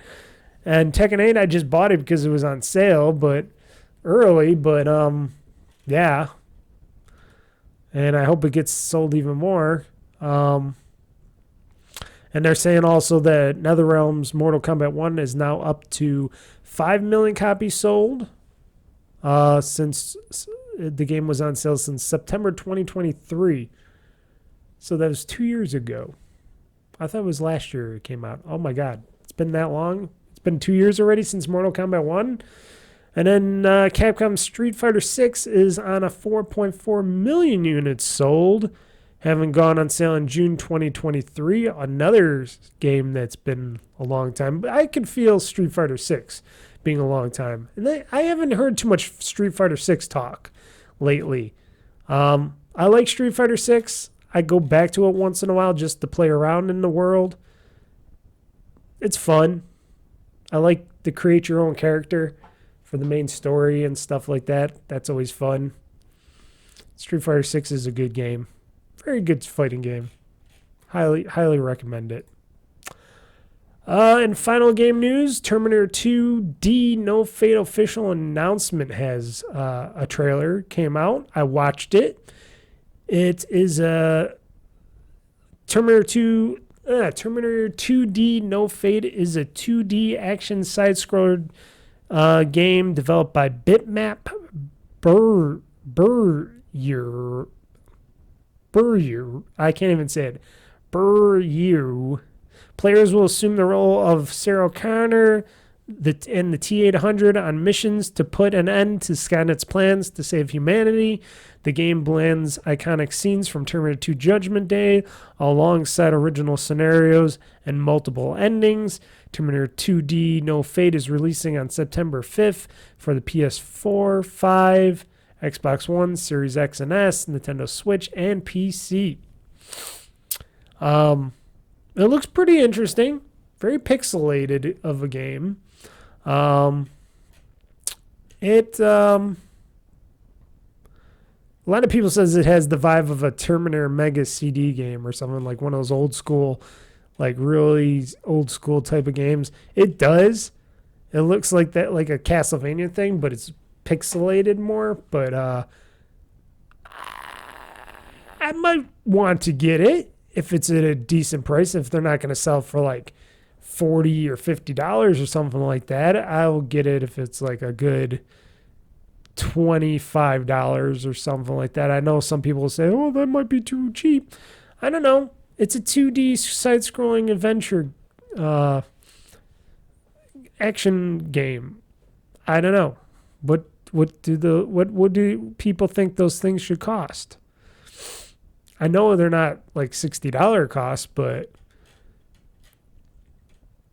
I know for that franchise, I would be very highly interested to see what would come of it, because I'm interested in playing that. We'll see. We'll see when it eventually releases, and I'll see if I actually purchase it and play it, because I'm interested in a new Terminator game. And they have that Dark Forces Terminator game. It's that what can I say? It is like the XCOM style, I guess, type of Terminator game. Don't think that's up my alley right there. I don't consider that decent. I do have that other Terminator game. I think it's still in my collection. The one I bought, that actual Terminator game, where it's like an open world Terminator game. That one I'm not too what am I saying? I'm not too liking it too much, because I felt it to be very restrictive on how you have to stealth around the Terminators, and you can't just try to shoot or blow them up or anything like that. And it had a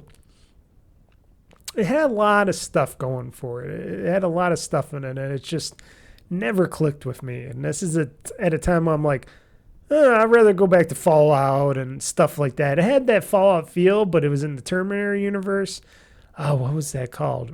Terminator Redemption or something like that. I don't know. I think I still own that. I think I still have it somewhere. But, Anywho, there we go. That was the game's news.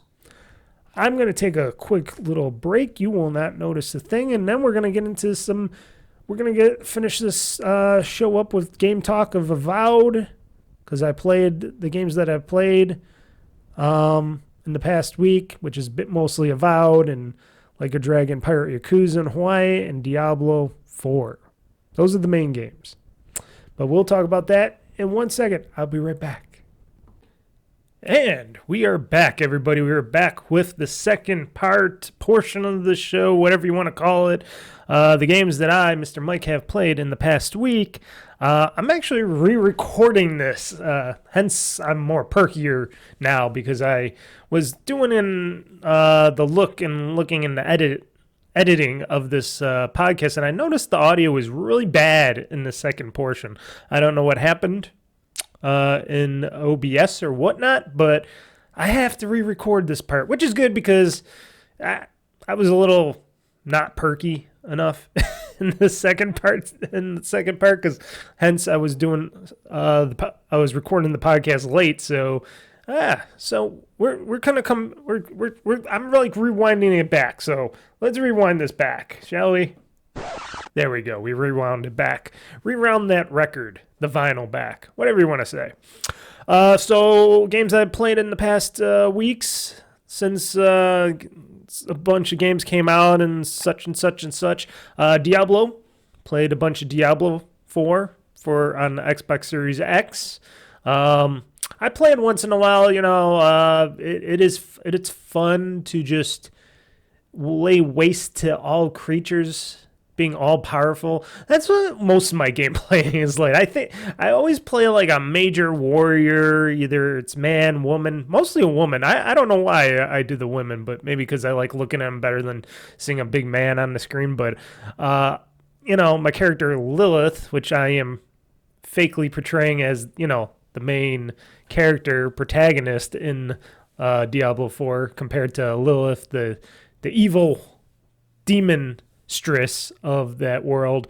My Lilith, you know, she's got badass armor, she's got a big ass scythe, she's got all the, you know, the creatures, the minions. I got a big minion, I don't know what it's called. I got all the skeleton warriors that I can form around me, and I got a little nice little cute little Poochie next to them where he's my pet and he just follows us around as we lay waste around the Diablo 4 wasteland area. And I've just been slowly just reclaiming more and more land and getting more farther into the map and stuff. I haven't really been going and doing the main quests, the main story quests. I've been mostly doing the side quests of Diablo 4 a little bit, so just going around and having fun. That's what I do when I get into there, and I'll play like a hour or so of that and have some fun laying waste in that game. I like Diablo 4 a lot. I wish Microsoft, or I should say, I'm going to stop saying Microsoft all the time. I got to say, I wish Xbox and Activision Blizzard, which one company, Xbox owns Activision Blizzard, I wish they would have changed or fixed, is it a fix or a change, would you consider?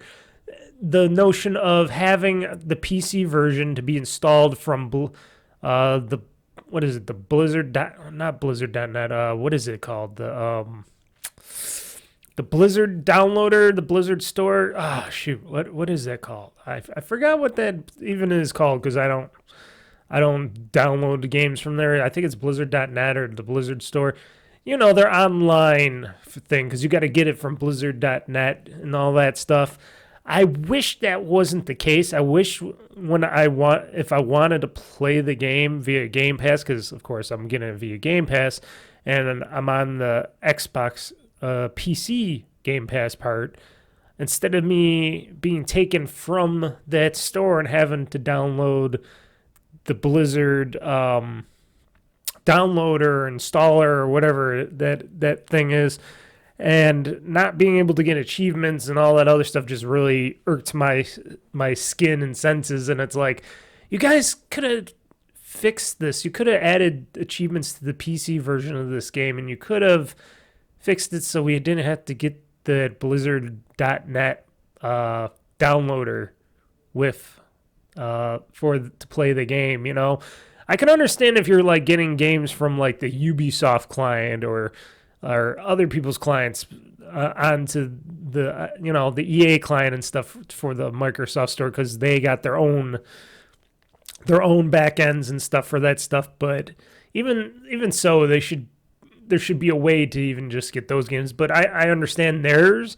But because this is an internal company, having different downloaders from your different studios and stuff like that kind of hinders the fact. And I'm surprised Xbox hasn't fixed that and made it so that every game, maybe games going forward will do it. I don't know, because when Bethesda did the Doom remasters, those original Doom games remastered, they didn't have achievements and a lot of stuff that you would think after remastering them they would have added that stuff in, but it didn't seem like they wanted to. And as an achievement whore and a person that is in the Xbox ecosystem, I would think that you would want to uniform all that stuff, but I don't know why they chose not to, and why they don't just add it in later, or just have Diablo 4 just, because I was talking about the other games, the Doom games, but for Diablo, I don't understand why they don't just have it so you can just download it from the Games Pass store or the Xbox PC Game Pass store and just be able to play it there and have achievements when you got the Xbox version, which has achievements, you can download it right from the store, and you don't have to go into another launcher or anything, or a downloader or anything like that. I don't understand why they couldn't uniform that. It seems like a big high side, a big drop, and it annoys me. It annoys me a little bit, because if I bought Diablo 4 on Steam, of course I would not expect that game to be having achievements and stuff, and not having to be able to be, I would expect to download from, of course, the Steam store, but still, it kind of bothers me that there's no uniformity. Is that the word? That stuff isn't uniformed yet. Especially, I know Activision Blizzard has just been purchased, a couple years ago. I know things take a little bit of time, but it seems like they're just missing the whole point on unification on that stuff. And hence, I would still love to play Diablo 4 on the PC or my ROG Ally, but due to the fact that I'm an achievement whore, and all that, which a lot of people would just say, oh, that's so stupid that you just like it because of achievement. Yes, because that's what I like to do. I like to earn. I like feeling like I earned something after I beat something, a mission or something. I like having that extra thing. It's just like on PlayStation. You like your trophies, and people are trophy hunters out there, and they like to get all the trophies in their games, and that's me. That's what I like to play. And if it's a game that doesn't have that stuff, I don't play it as much. And I do play those games, but it's mostly because they're downloaded from Steam and stuff. I rarely download and play games on the Xbox store that, And there was a few games that went on the Xbox store that didn't have achievements before, and I just fell off of them because I'm like, well, it doesn't feel like I'm earning anything. And it could be a bad problem. It could be a sickness, but because, playing the game should be the thing that you want to have fun with, but what can I say? But still, been having fun in Diablo 4 on the Xbox, on my Series X. It plays it very phenomenally well. It looks great, and it's fun to just go around and use my scythe and lay waste to all the little creatures and baddies in the world and earn tons of gold and stuff that I don't really need because I'm such a badass and I have great armor and all that stuff, and it's just like, okay, I've got more gold. I'm so rich in this game. What am I going to do with all this gold and money in Diablo? I wish they would have other stuff that you could do with the gold and stuff, like allow me to use that gold to level up my character or something, or put it into something to level up my armor or powers, or my blade or something like that. You know what I mean? But you can buy better armor and all that stuff, and I haven't found any of that yet too much in the game. I try to level it up. I try to do some other stuff with it, put gems in them, and make the gems make the weapons more powerful and the armor better and stuff like that. But it seems like I could use like another thing. Like I'll talk about it like a Dragon Pirate Yakuza in Hawaii, where you can use money to level up and do everything in that game, which money is the key for everything. But in Diablo, like I said, Diablo is just mostly my fun hack and slash dungeon crawling type of game, and it is fun. It is really fun, and like I said, I jump into it most nights, and I'll just play an hour or so of it, and then jump back out again and stuff like that. That's usually how I like to play a little bit at a time. I haven't gotten into any of the seasons yet. I think I did some events. There were some events popping up in Diablo 4, and I did those events, and they seemed okay. But like I said, getting more gold and more stuff, it just like, it's cool. But then I'm like, I'm so rich with stuff. I'm like, I don't really need any of this stuff, unless if it's more powerful than the stuff I already had, you know? So that's Diablo for you in an instance. Imagine when they eventually announce Diablo 5, which I'm sure will be far, far away, because it takes a while to make those games and get them out there. But you know, now that Microsoft owns Activision Blizzard, you never know. You never know. They might make Diablo 5, get it out sooner than later. Who knows? I don't know.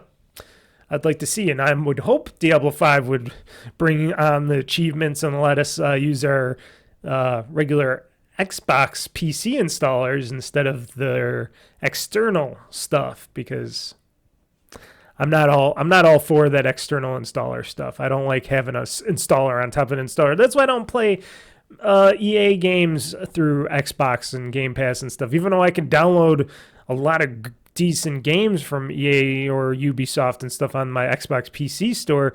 I just don't want to go get taken out and having to put their installers and downloaders and download it into my system to do that stuff. I just don't like that. It's another added step, and I don't want it. Then you got to sign into that stuff, and I just don't want to do that. No, if you want me to play these games, they got to make it simple. I got to just use the Xbox app to do it.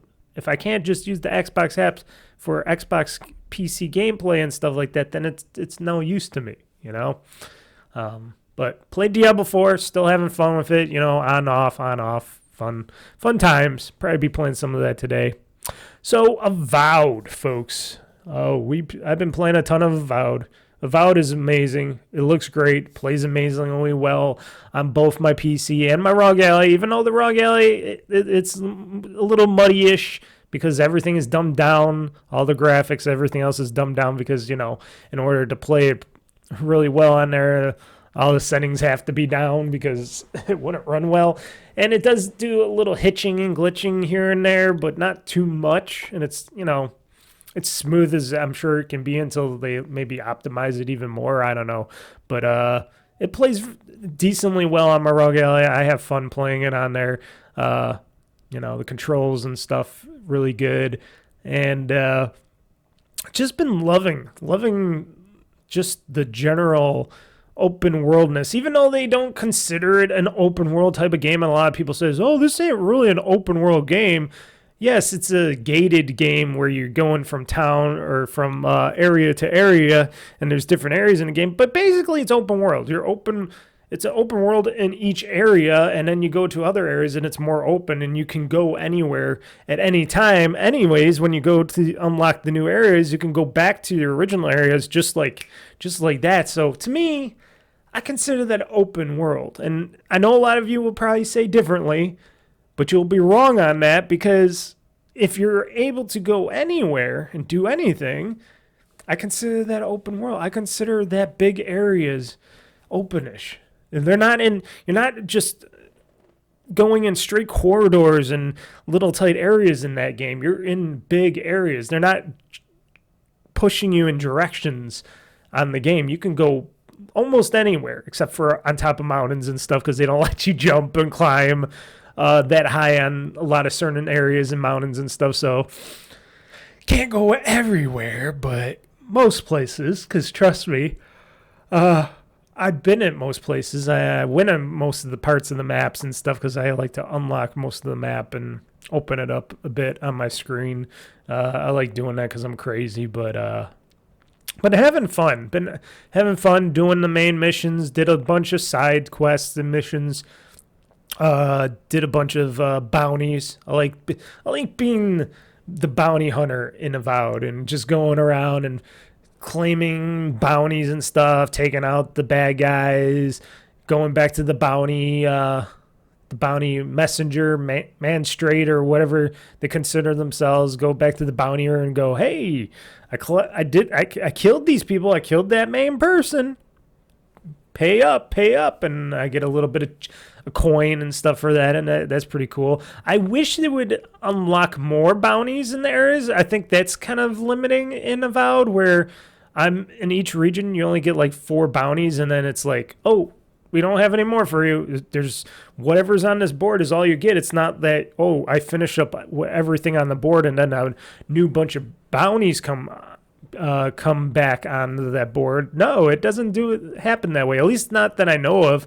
I think I went back to like the original area that I completed the bounties and I checked, and it was just nothing there. So you would think maybe in an update or something down the road, maybe they might add new bounties or something to it, but they do limit a lot of stuff on how you get your resources and all that. And that's why I had to basically do a little modding in my game. You're able to do modding in your game, and it doesn't affect achievements and stuff if you do basic modding and stuff. And this is just really like low scripting stuff that's actually in the game, and you could go into your game files, and you can change some attributes and stuff. And then Nexus mods, they had some ready scripts and stuff that you could put it into the game files, and you can help up my attributes. So I maxed out basically most of my powers and stuff and my abilities and all that in the game, so I can actually use them to play the game. And I maxed out a bunch of other stuff to make my character a bit more powerful, to unlock a lot of fun abilities, because I want to streamline this game a little faster than what I'm able to do in the game. So even though people would be like, oh, that's cheating, that makes it too easy or whatnot, to me, I think I still have like back when I played Skyrim, and I put in some of those mods that made me invincible and had tons of gold and stuff. It didn't take away my fun of playing Skyrim. It made it it helped me have a better time in it. That's what I like. And then I was able to go around in the world and not be impeded by not having enough power or gold or strength or something. Same thing with Avowed. I don't mind doing a little of this and that, and it's not cheating me. I'm still getting the full story and still having to battle the enemies, which are still pretty tough at times, and just having fun doing it. So you can't say that, oh, cheating is bad, because I'm not cheating anybody else, just cheating myself. But I'm not cheating myself because that's what I like. That's how I like to play it. I like to play it for the story, the open worldness, and have the fun on that. So that's my prerogative on that. I know some people are saying, oh yeah, but don't you want to have the fun that the creators of the game want you to have? And it's like, I'm sure they don't mind you having your own fun. It's not like I'm playing with other players. If I was playing with other players and doing that, sure. That's kind of ruining the fun for other players and whatnot, and running the fun on that. But I'm just playing by myself here. This is a single player game. And, I have my companions with me and stuff. They're not complaining, the AI companions. So it doesn't really matter to me as long as I still have a challenge, because there's no real money cheating in this game and stuff. And I think there was like a resource mod or something where you can go to the stores and you can have more stuff in the stores to purchase stuff, but then you need the money, and there's really no real good way to get a faster money unless if you're doing a lot of bounties and going around the whole world, which I do. I search around the whole world and I go battle the little creatures all around the world, open up chests and get cash and stuff. So that's how I make the money. And I'm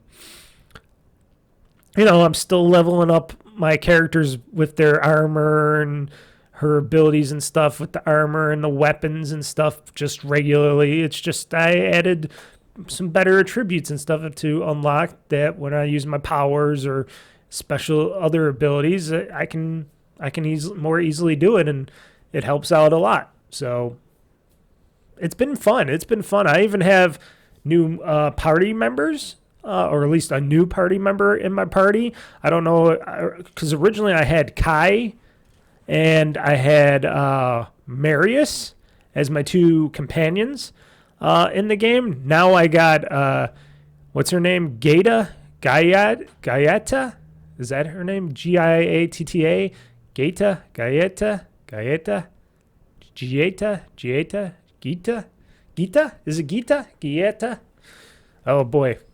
Whatever her name is, Gieta.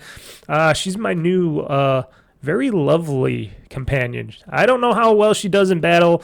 I just got her not too long ago when I was testing out some the extra stuff, because I don't have the mods on my Rogue Ally. I just have them on the main game. So I wanted to see how the save transfer over to the Rogue Ally version does, if it doesn't break anything. And it seems like it works. I see nothing really broken or challenge or anything from my attributes or anything from my saves. So far it works. So I'll be watching that and seeing how well that goes. But with my new lovely, I don't think, well, they make her like African American in this game, so she is African American in the game. But Gaeta, she seems like a what is she? So Gaeta is an incredibly talented animancer. So she's an animancer, as it says in this. I'm looking it up on the screen here, so because I forget everything. So I have my little cheat notes here from what she is. So she's an animancer who is willing to put her entire life on the line if it only means that she can help out her people. She's headstrong and willing to forge her path, even when it costs her a place in her own home. Gaeta spent a long time learning and honing her skills, improving upon works of her predecessors and her parents, so that she can avoid condemning herself to the similar fate. So her storyline, spoiler alert, her parents died in their magical whatever animancer basement or something, when they were doing some creations and stuff like that, I guess. And there's a whole storyline behind it. I'm not going to get into it, but she wants to find out stuff and willing to figure out how to save the land as much as we do from this whole disease, this whole sickness of everything, and everything turning into badness and strife and stuff like that. So she's pretty gung-ho. I like her. I think she's pretty badass as a character. She's, like I said, she's a very beautiful character, because you know me, I got a sickness where I like certain video game characters and the loveliness of certain game characters, because I'm one of those people, and she's got a very good loveliness. I would definitely date a woman like her, if I met a woman like her. But yeah, she's badass. I'll see how, like I said, I haven't really put her into any battles yet. We went into her locked basement. I got the key and stuff. We went into her locked basement, and now we're going down into the depths of what this underground facility is like. And I got up to the one door point where I'm like, okay, I'll pause here.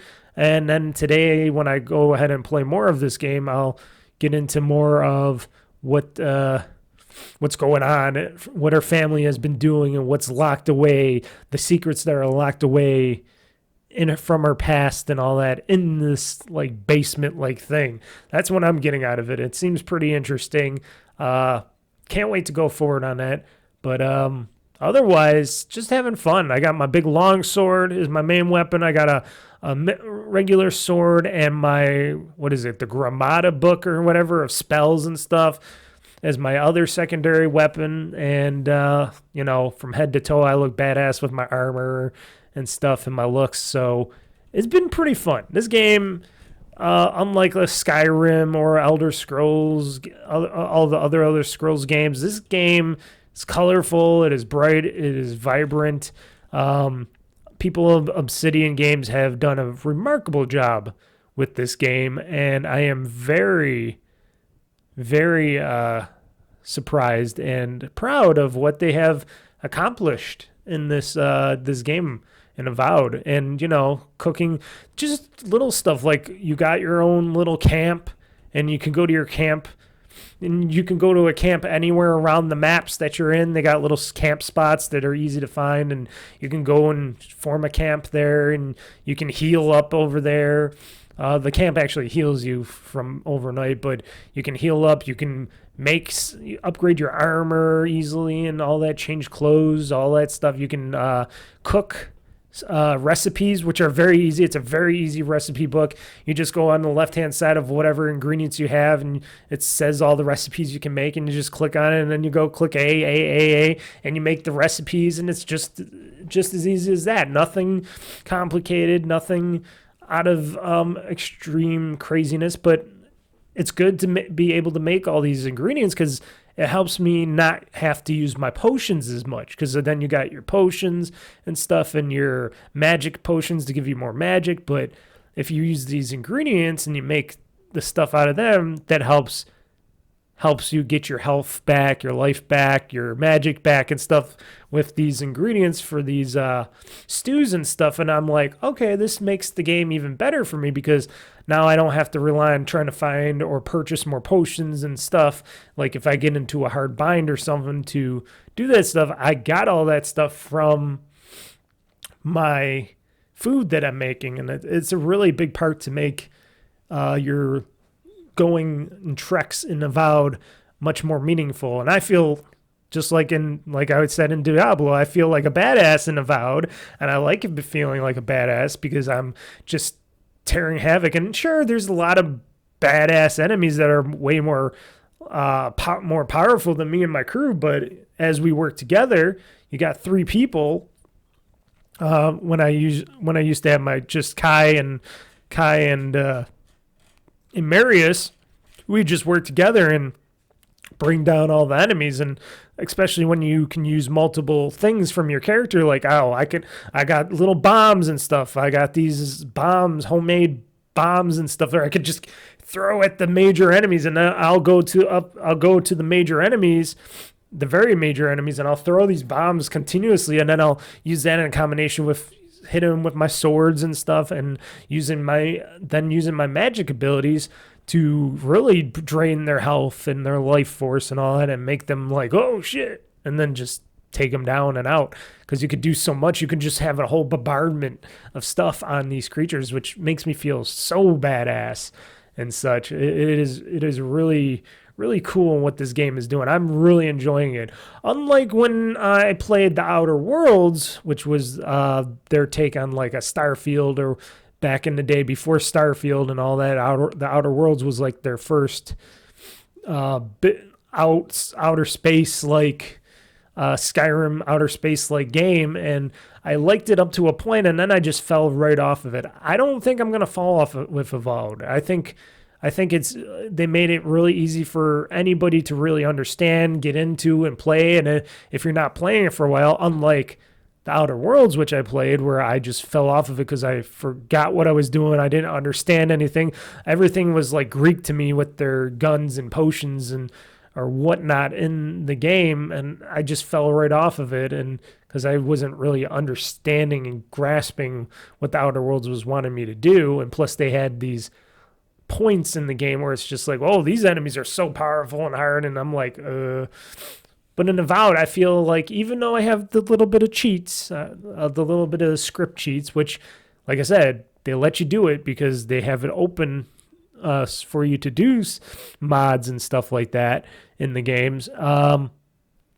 I feel like Avowed is more forgiving and easier to understand. Like everything is just like, this is this is that is that, and it's good. They keep it simple. They keep it simple. They keep it safe enough for people like me to just want to get in there, play, have fun in the story, play the game, have fun in the game with my characters and stuff, and my fellow champions and stuff like that.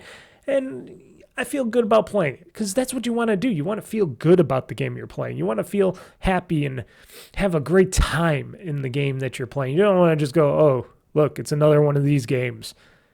Oh, yeah, it's this again. Oh, they're making me do all this crap again. Oh, this is so boring. Snore, snore, snore.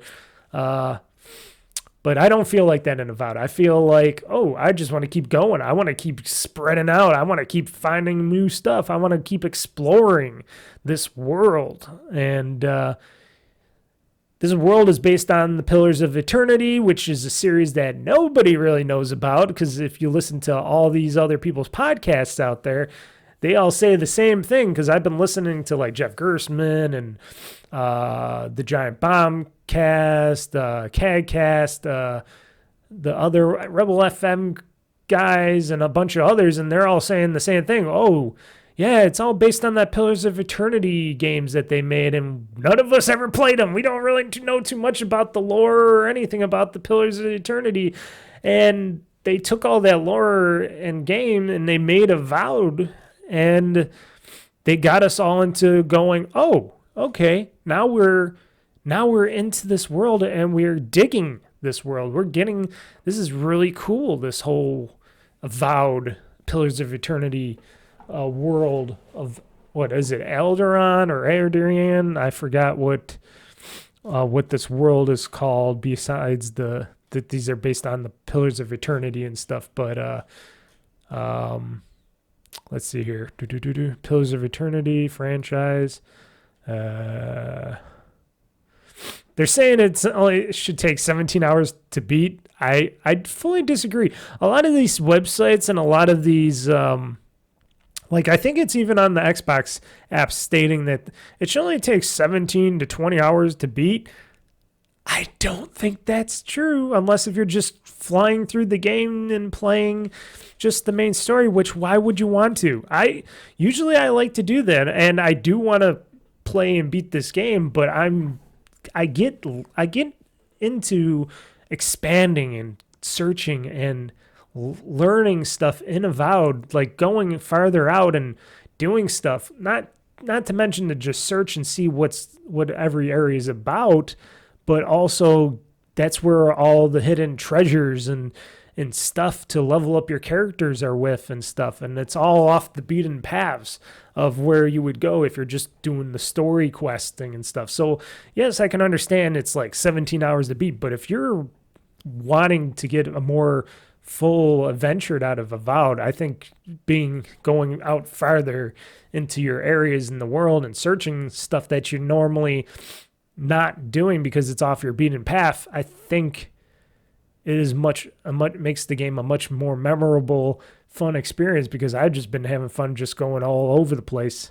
I'm going to try to keep back to the story and stuff like that, but going out farther and stuff does have meaningful effects. People are still out there complaining or stating that they wish that maybe some of these enemies would regenerate so they can get more, stuff from them and attribute points and have something to fight. I'm one of those other people, like a lot of the podcasts are saying, that I like when you kill your enemies that they don't respawn in areas, and then if you go back to that area at any time, they don't come back, because it makes me feel like I actually did something. Because if they came back, then it's like, oh, I thought I killed them. Oh, they're back. Sure, it makes sometimes a fun challenge, but sometimes it just gets in the way, and it's like, oh, I don't want to keep doing this. I already killed these group of guys and these bad things and stuff and these creatures, so they should be dead forever, right? You don't come back if you got killed.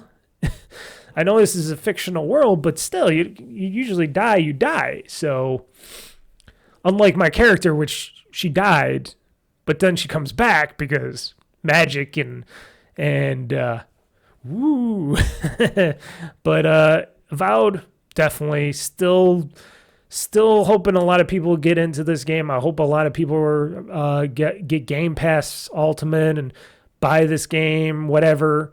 I'm even saying I hope that Microsoft, aka Xbox, aka Microsoft, does eventually sell this to like PlayStation, and it comes on the PS5 or something, because I wouldn't mind those people to see and play this game, because it's, it's a newer game. It's not a franchise that's, it's not like Halo or Gears, which I would like just only on Xbox and PC, because those are the only two franchises I would pretty much want on Xbox and PC. I would have originally said Forza and Forza Horizon, but I'm like thinking, no, let's stick it to the PlayStation fanboys out there and say, hey, look, we got better racing games than the boring Gran Turismo. Sure, the cars look good, but the cars look really good in Forza as well. So, hey. But still, I wouldn't mind Avowed going on the PS5. And I hope maybe there'll be an announcement for the Switch 2 when April 2nd comes out or something, or beyond, if Microsoft does their own announcements and stuff like that. I wouldn't mind if they said, hey, we're going to have Avowed on the Switch 2. Because why not? This would be a cool game to have on there. It'd be like the Breath of the Wild, for the new Breath of the Wild for the Switch too, And that's another reason why I like this game, because it has that Breath of the Wild feel to it, even though it doesn't take everything into account from Breath of the Wild, and it has the Skyrim feel as well, the Elder Scrolls, I should say, Skyrim feel, but it has that Breath of the Wild feel. It has a bunch of feels to it that it makes it, that brings a lot of the great stuff that comes from those franchises, brings them into this game, and it makes it really fun, for somebody like me to play. And I feel really good at playing this game all the time. It's just a really good, fun feeling, colorful, vibrant game, especially if you got a nice super horsepower computer to play it, because it does ramp up the engines of my fans and my graphics card. On my 4070 Ti graphics card in my PC, I can hear the things going when everything's on max on my major PC, and then of course the ROG Ally, even though everything is mostly on low, that fans go like crazy as well. They're just like, because it's just utilizing so much graphics and horsepower in this game. To utilize it, it's just remarkable. And what it is, and having a blast, having time of my life in Avowed. And definitely, I hope more people check it out. I hope it becomes one of those big, great staples out there. I hope I hope it becomes a big thing. I hope it becomes one of those greatest games of 2025. And that's stating, because, we had like Indiana Jones and the Great Circle that came out, which I still got to play and beat eventually. I'll go back to that and play it and beat it and stuff like that. But this is just like always up my alley.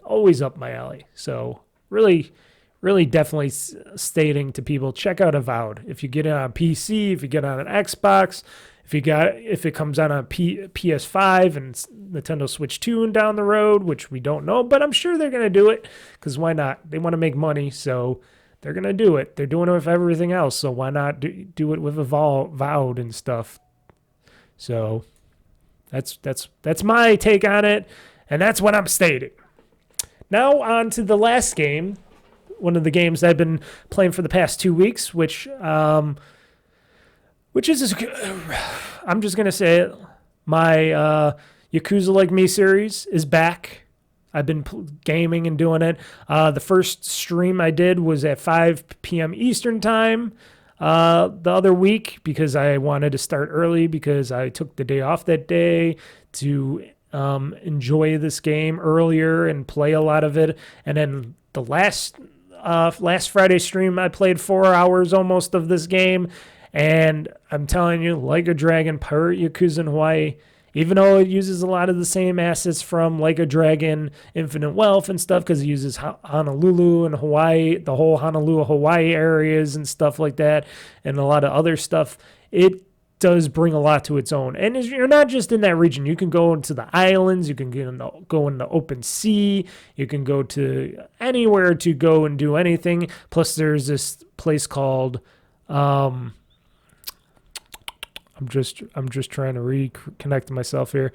You can go to this place called Madlantis, which is this pirate where all these big giant broken ships are at. It's like a broken shipyard that they transformed into this like arena like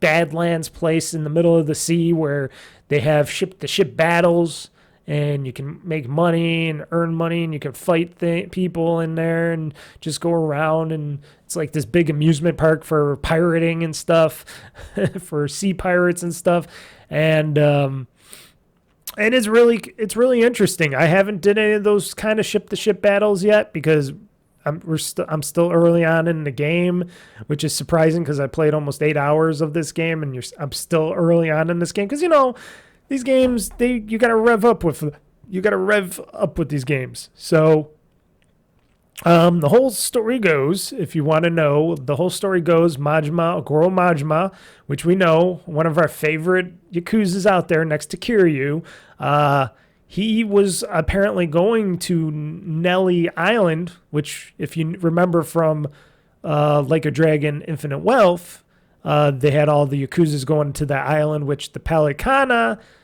people, what can I say, the group, the baddies, I'm trying not to say the religious cult, the cult of the Nelly I can't even say it. Nelly Pele. Now I'm saying Nelly Pele. Holy shit. From the group, the bad group. Hold on. I'm gonna rewind myself here on saying this because I'm twisting. I'm tongue tying myself here. Hold on. There we go.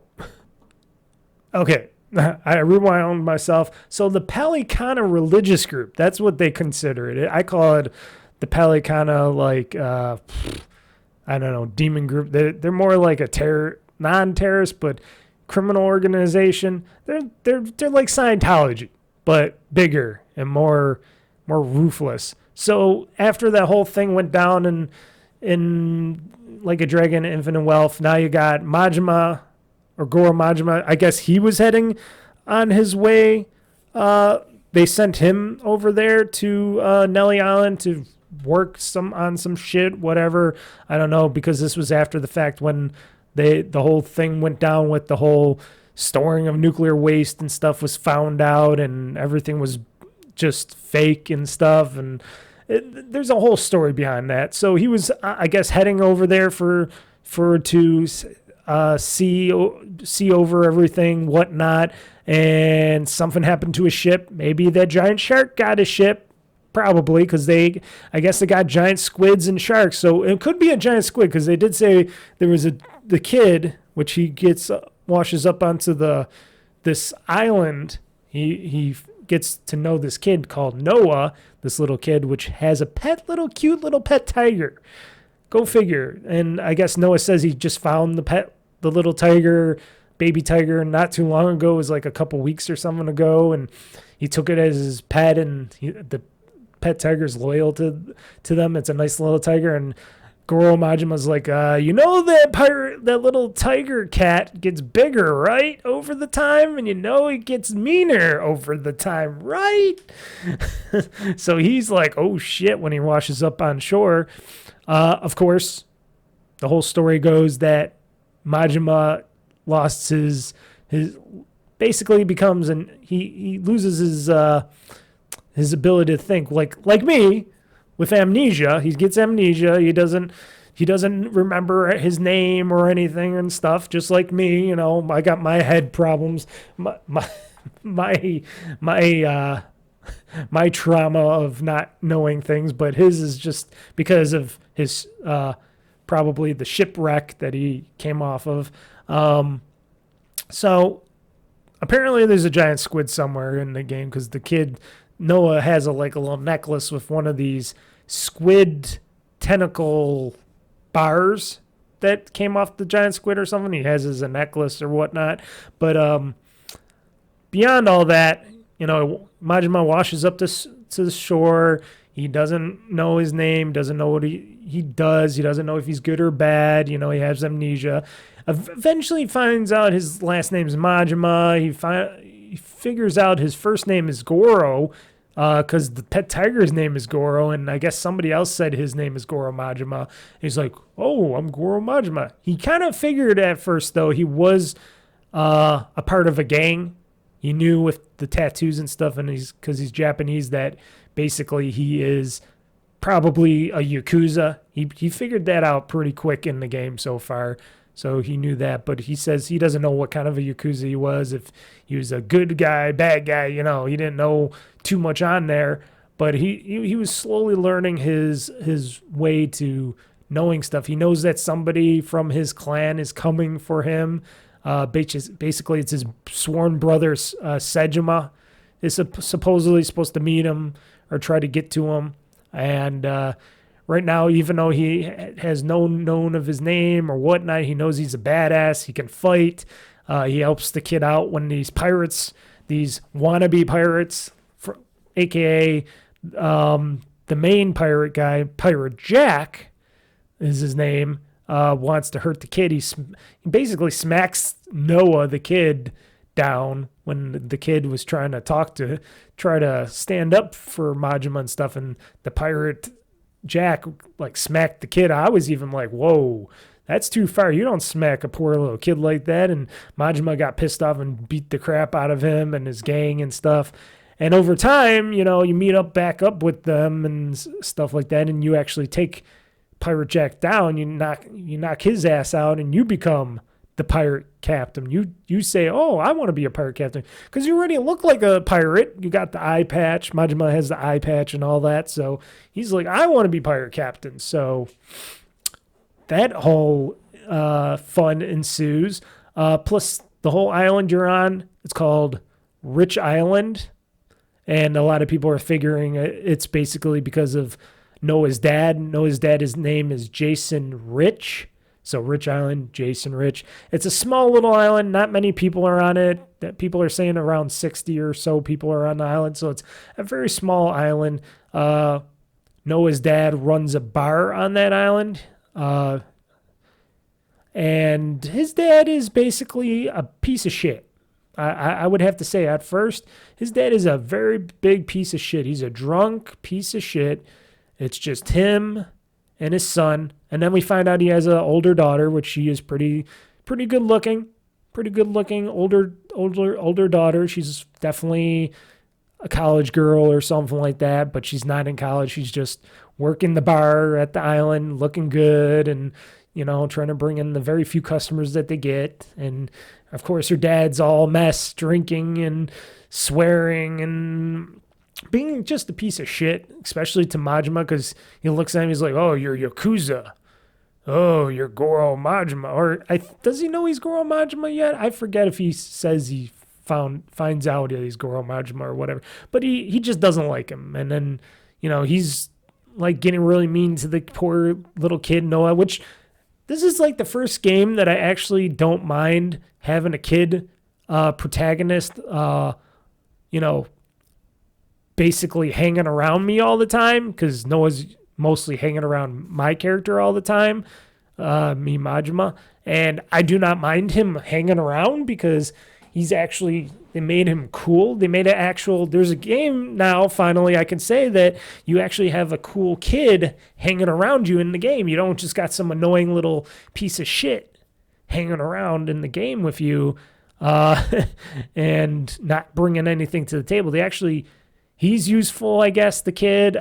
His pet little tiger, Goro, which eventually people find out that's, like I said, Majima's first name. So his name is Goro. The little tiger cat name is Goro, and he's such an adorable little thing. They should definitely make a plushie of Goro the tiger cat, because I bet you those would sell big time on the internet. Just saying, RGG Studios, if you want to have some merch for these guys, make a plush tiger Goro. People, kids and parents and people all over the place will definitely eat that up. Anyway, the little tiger cat, when he goes around with you, he'll get stuff in his mouth. He'll get little items, and he'll give you these items. So he can give you some really good, interesting items that you can take and keep, and it's pretty cool because he'll actually collect stuff for you. And it's really cool that you got this little tiger cat, which he likes in, he'll talk to you in his own weird way. It's like he's talking to you. He's like, wow, like he actually understands you, because this is the world of Yakuza. So basically anything can happen in the world of Yakuza. So of course you're going to be able to, a tiger cat will be able to fully understand you and listen to you. And of course Noah, which people brought up, he don't speak Japanese. Everybody else don't speak Japanese. In Honolulu, Hawaii, most of them don't speak Japanese, and Majima does, and Majima just begrudgingly just understands Hawaiian and English and stuff like that. So basically the whole out of the world realm of reality of how, he's from Japan, so he speaks Japanese, but he can understand them, they can understand him. It's a video game. And they even, I guess someone said they do mention it in the game, that it's like, hey, the language barrier, who gives a care how I learned English and how I learned how to speak Hawaiian and all that, and how they understood me. It's just like, it just happened. We're not going to explain it. So that's what most games should do when they come into that aspect. A lot of people and other game makers like to think, well, he studied it, or he got a translator to do it. No, they just understand the languages. There's no language barrier anywhere. How the real world should be, I think. If most people out there, if we all knew each other's like languages, if we all could just understand everybody's speech all around the world, I wonder how much better that would be. I wonder if that'd make things more solidified out there instead of apart, because we all can speak the same language. I don't know. Maybe not. Maybe to make it worse. I don't know. But anywho, you start off on Rich Island, which Jason Rich probably owns or is named after him or something. And Noah wants to leave the island because he's been there most of his life. He's sick of it. He wants to go travel. He wants to learn stuff. He doesn't give a shit what bad situations you get into, because he'll be there. He thinks everything's cool. He thinks all the pirate stuff is cool. He thinks treasure hunting is cool. He don't care. He don't care if you're beating down bad guys, whatnot. He thinks all this shit is cool. And I'm like, okay, you taking kids into these extreme badass situations? Okay, whatever. Bad parenting 101 right there, especially with his drunken dad. But his drunken dad sobers up a bit. Eventually you convince him to join your crew, your piratey crew again, because I guess he was on a piratey crew before, and he was like one of their battle station people and stuff. He used to battle in Mad Atlantis and stuff like that. He used to do all that stuff, and he used to be a treasure hunter back in the day, and he wants to go find more valuable treasures, and especially the treasure of Esperanza. Yeah, Esperanza, which is the biggest treasure that they're trying to find. And there's a lot of story. There's a lot of history. There's a lot of stuff going on, and it's really cool. So basically, he begrudgingly joins a crew with Noah and stuff like that. You leave the hot older sister behind. And then you guys go off onto your pirate adventure, and then you learn a little bit later, not too much later in the game, you learn a little bit into it. I think it's even before they started going off into Nelly Island and stuff, because that's where really Goro Majima wanted to get to. He wanted to get to Nelly Island first. And then you find out more stuff about Mad Atlantis, and you find out about Honolulu, Hawaii and stuff. And then you find out, because they went to Nelly Island, they went to Mad Atlantis. We got to see all that stuff. And then you find out from Jason Rich, the dad, and Noah that, hey, it's not just them. The mother and another older daughter is on the mainland of Honolulu, Hawaii. So it's like, oh, shit. So the mother ain't dead, and she's alive, and she's on the mainland, and there's another sister, another older sister on the island as well. Doesn't know where they've been because they haven't spoken to them in many, many years. So basically Noah left when he was a little child with his drunken pirate dad, and they never came back. They went to Rich Island and they never came back. Okay. That has a lot of questions for me to understand. I understand that Noah has like he had or has a breathing problem, what would I say? He has what's that called? He has not ammonia. Shit. What's that called?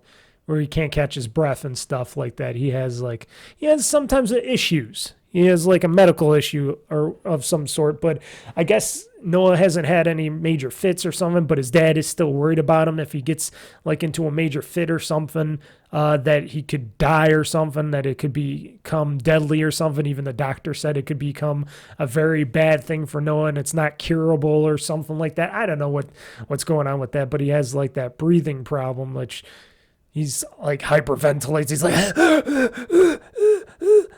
and stuff like that, and he needs like this medication and whatnot. But into the game, as you go a little farther in the game, it's not like it's ever brought up again. You never notice.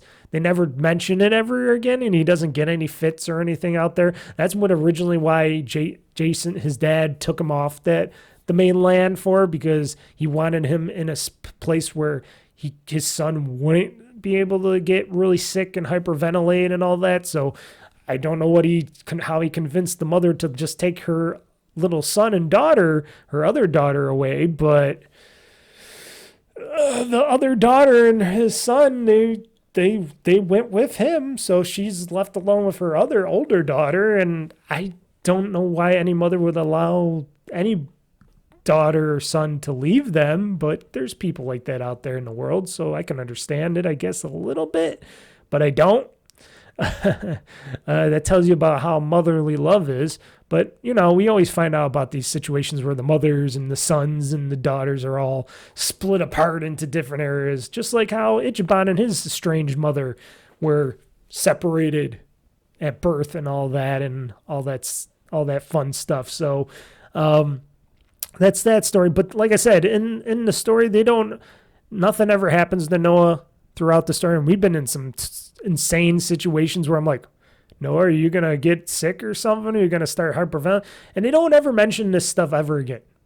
I don't know if they ever will, or if it'll come up as a story plot or something a little bit later. I don't know. But all I can say is Noah doesn't have any fits. He doesn't need any medication or anything, which is great, because I don't want a Dead Rising situation to happen in this game where I have to get him medication all the time or something. Maybe there might be a part where they add that again, but otherwise it's like it's non-existent. It's just a kid coming back to Honolulu, Hawaii. They're going to try to search for the mom and older daughter because they don't know where she is, because of course the drunken dad's like, I haven't seen or spoken to them in many, many years. And it couldn't be that many years. What did they say, like 8 years or something? Because the kid's 10, so 8, 9, 10, 8 to 9, 9 to 10. So wait, was Noah 2 when this was going on? You would think he would be older than that, but because I thought they said 8 years. I could have been wrong on that, but if they did say it was 8 years, then Noah would have been 2 when he left his mom and older sister behind, when his dad and his other sister left them behind. I don't know. Does that mean his other sister was taking care of Noah when he was pooping his diapers and stuff and changing them and all that? Okay. She didn't think she was going to be the mama of the situation, but okay. So let's see here. Okay, Jason's middle daughter, who helps him run the bar, Naomi Rich. That's her name, Naomi Rich.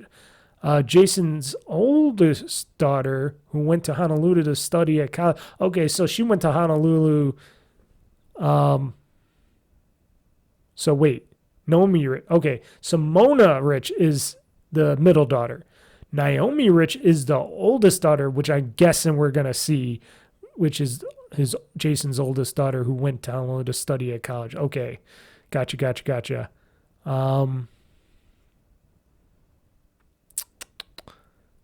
Let's see here.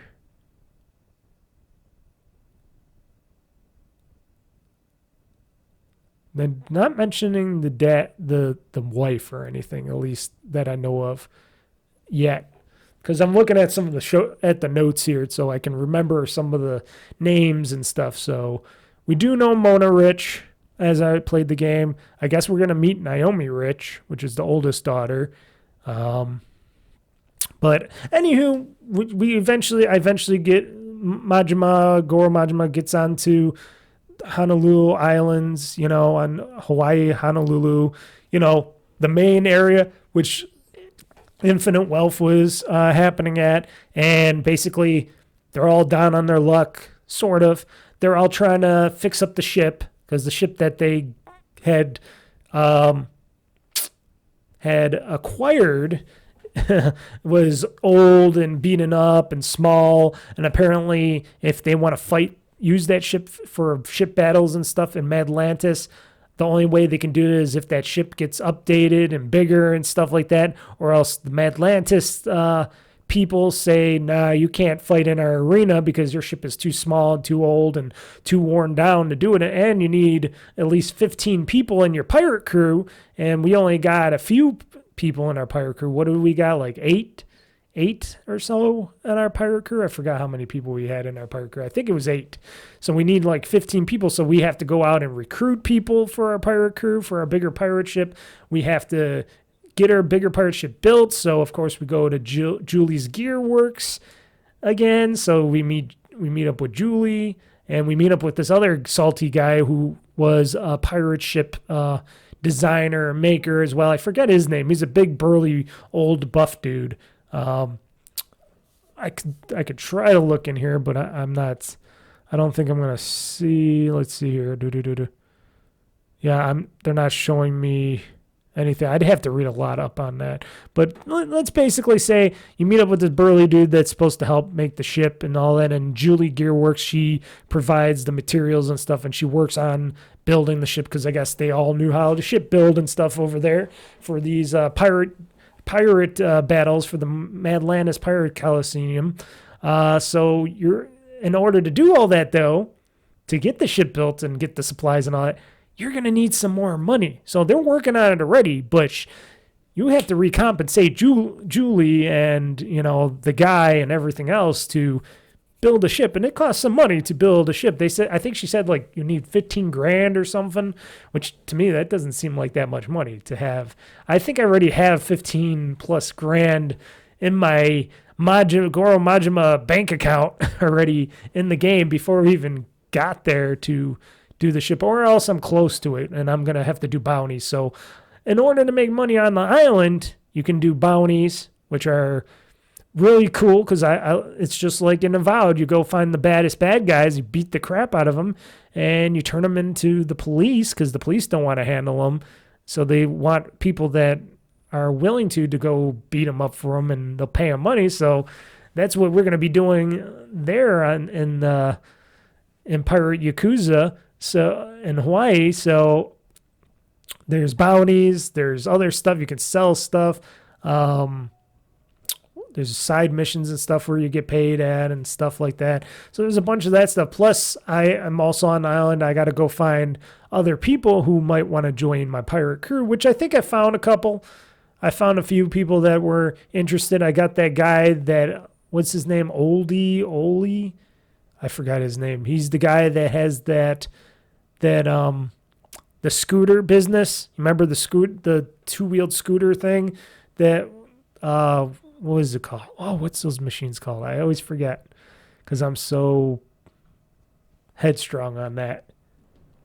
Okay, I figured it out. I had to look it up. So they're like Segways. It's like the guy that makes Segways, the Segway thing, but it's not a Segway. They call it something else in the game. So they got the guy back from the Infinite Wealth game is trying to pimp out his Segways and stuff still, and I guess he's doing a phenomenal job of doing it or something. And he's like, oh yeah, here, Goro Majima, and here you go, kid, go ride my Segways, try them out. And I guess the kid crashes and with somebody else, and stuff ensues. And then eventually the guy's like, oh, here, I'll just give you these Segways. And then Goro Majima and the kid and Noah go, why are you just giving us out these segues outright if you were about to sell them to us? He's like, well, I could sell it to you and make you money, but hey, I'm just going to make money from you guys anyways. He even admits it. I'm just going to make money because you guys got to pay to charge these things up anyways. So I'm making money anyways. I'm going to be eating flame mignon anyways every day. So it doesn't really matter if I just hand them out to you or whatnot. And they're like, yeah, that makes sense.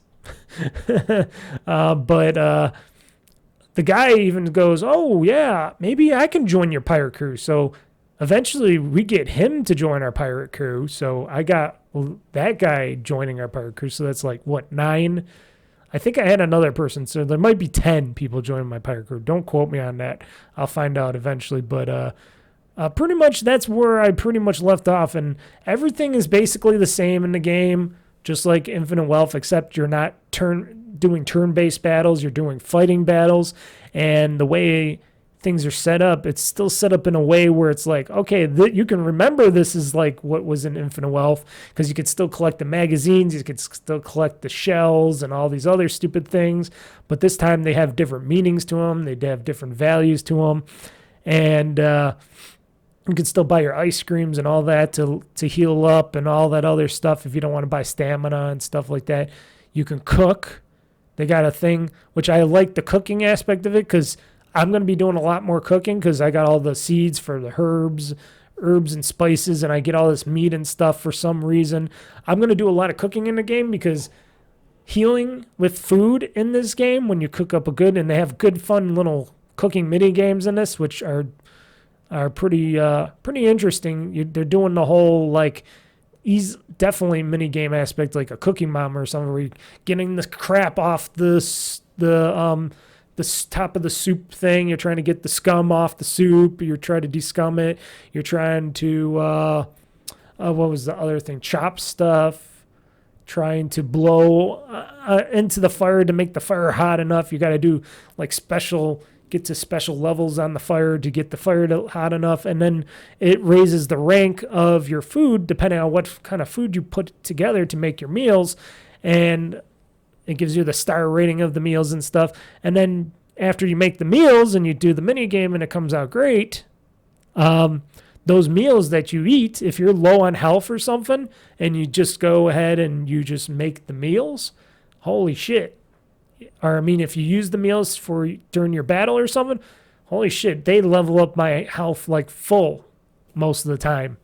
And I'm like, oh, okay. So I don't really have to buy any potions or anything. I just have to keep making a lot of these meals, because these meals are going to help me on my journey to go throughout Honolulu, Hawaii, and do these big fights. So I'm going to be doing a lot of meal preps and stuff. And all over Hawaii, over Honolulu, there's pots where I can put my plants in and get my herbs and spices and garlic and all that stuff. I can get all my stuff, my ingredients to make my food and stuff. So that's going to be pretty interesting, on top of me trying to save money to make money and all that other stuff, because there is no underground what can I say? There's no underground not catacombs. There's no battle arenas. There's no, except for the Madlana ship fights, but you got to get registered to get in there, and they won't register you until you have a big ship in your pirate crew. But there's no way to go into the battle undergrounds anymore, where there was the spots where I could do grinding in these battle mazes and stuff before in the sewers or anything anymore, because they have those blocked off. So we're not allowed to do those, and we can't grind out our experiences anymore. So that's kind of a bummer, but fully understandable. And the fighting is fun. It gets crazy. You can use different techniques. Majima has his pirate technique. He has his Majima style technique. You can switch between them. I've been switching between them. I've been liking the pirate technique a little bit more, because you got dual swords and stuff, and you can just hack and slash anything and everyone out of your way and stuff, and it seems to work pretty well. And then if I do the Majima mode, you can do like super takedowns and stuff like that, which are pretty fun. And you got your little Majima knife and stuff where you could just keep stabbing people and all that.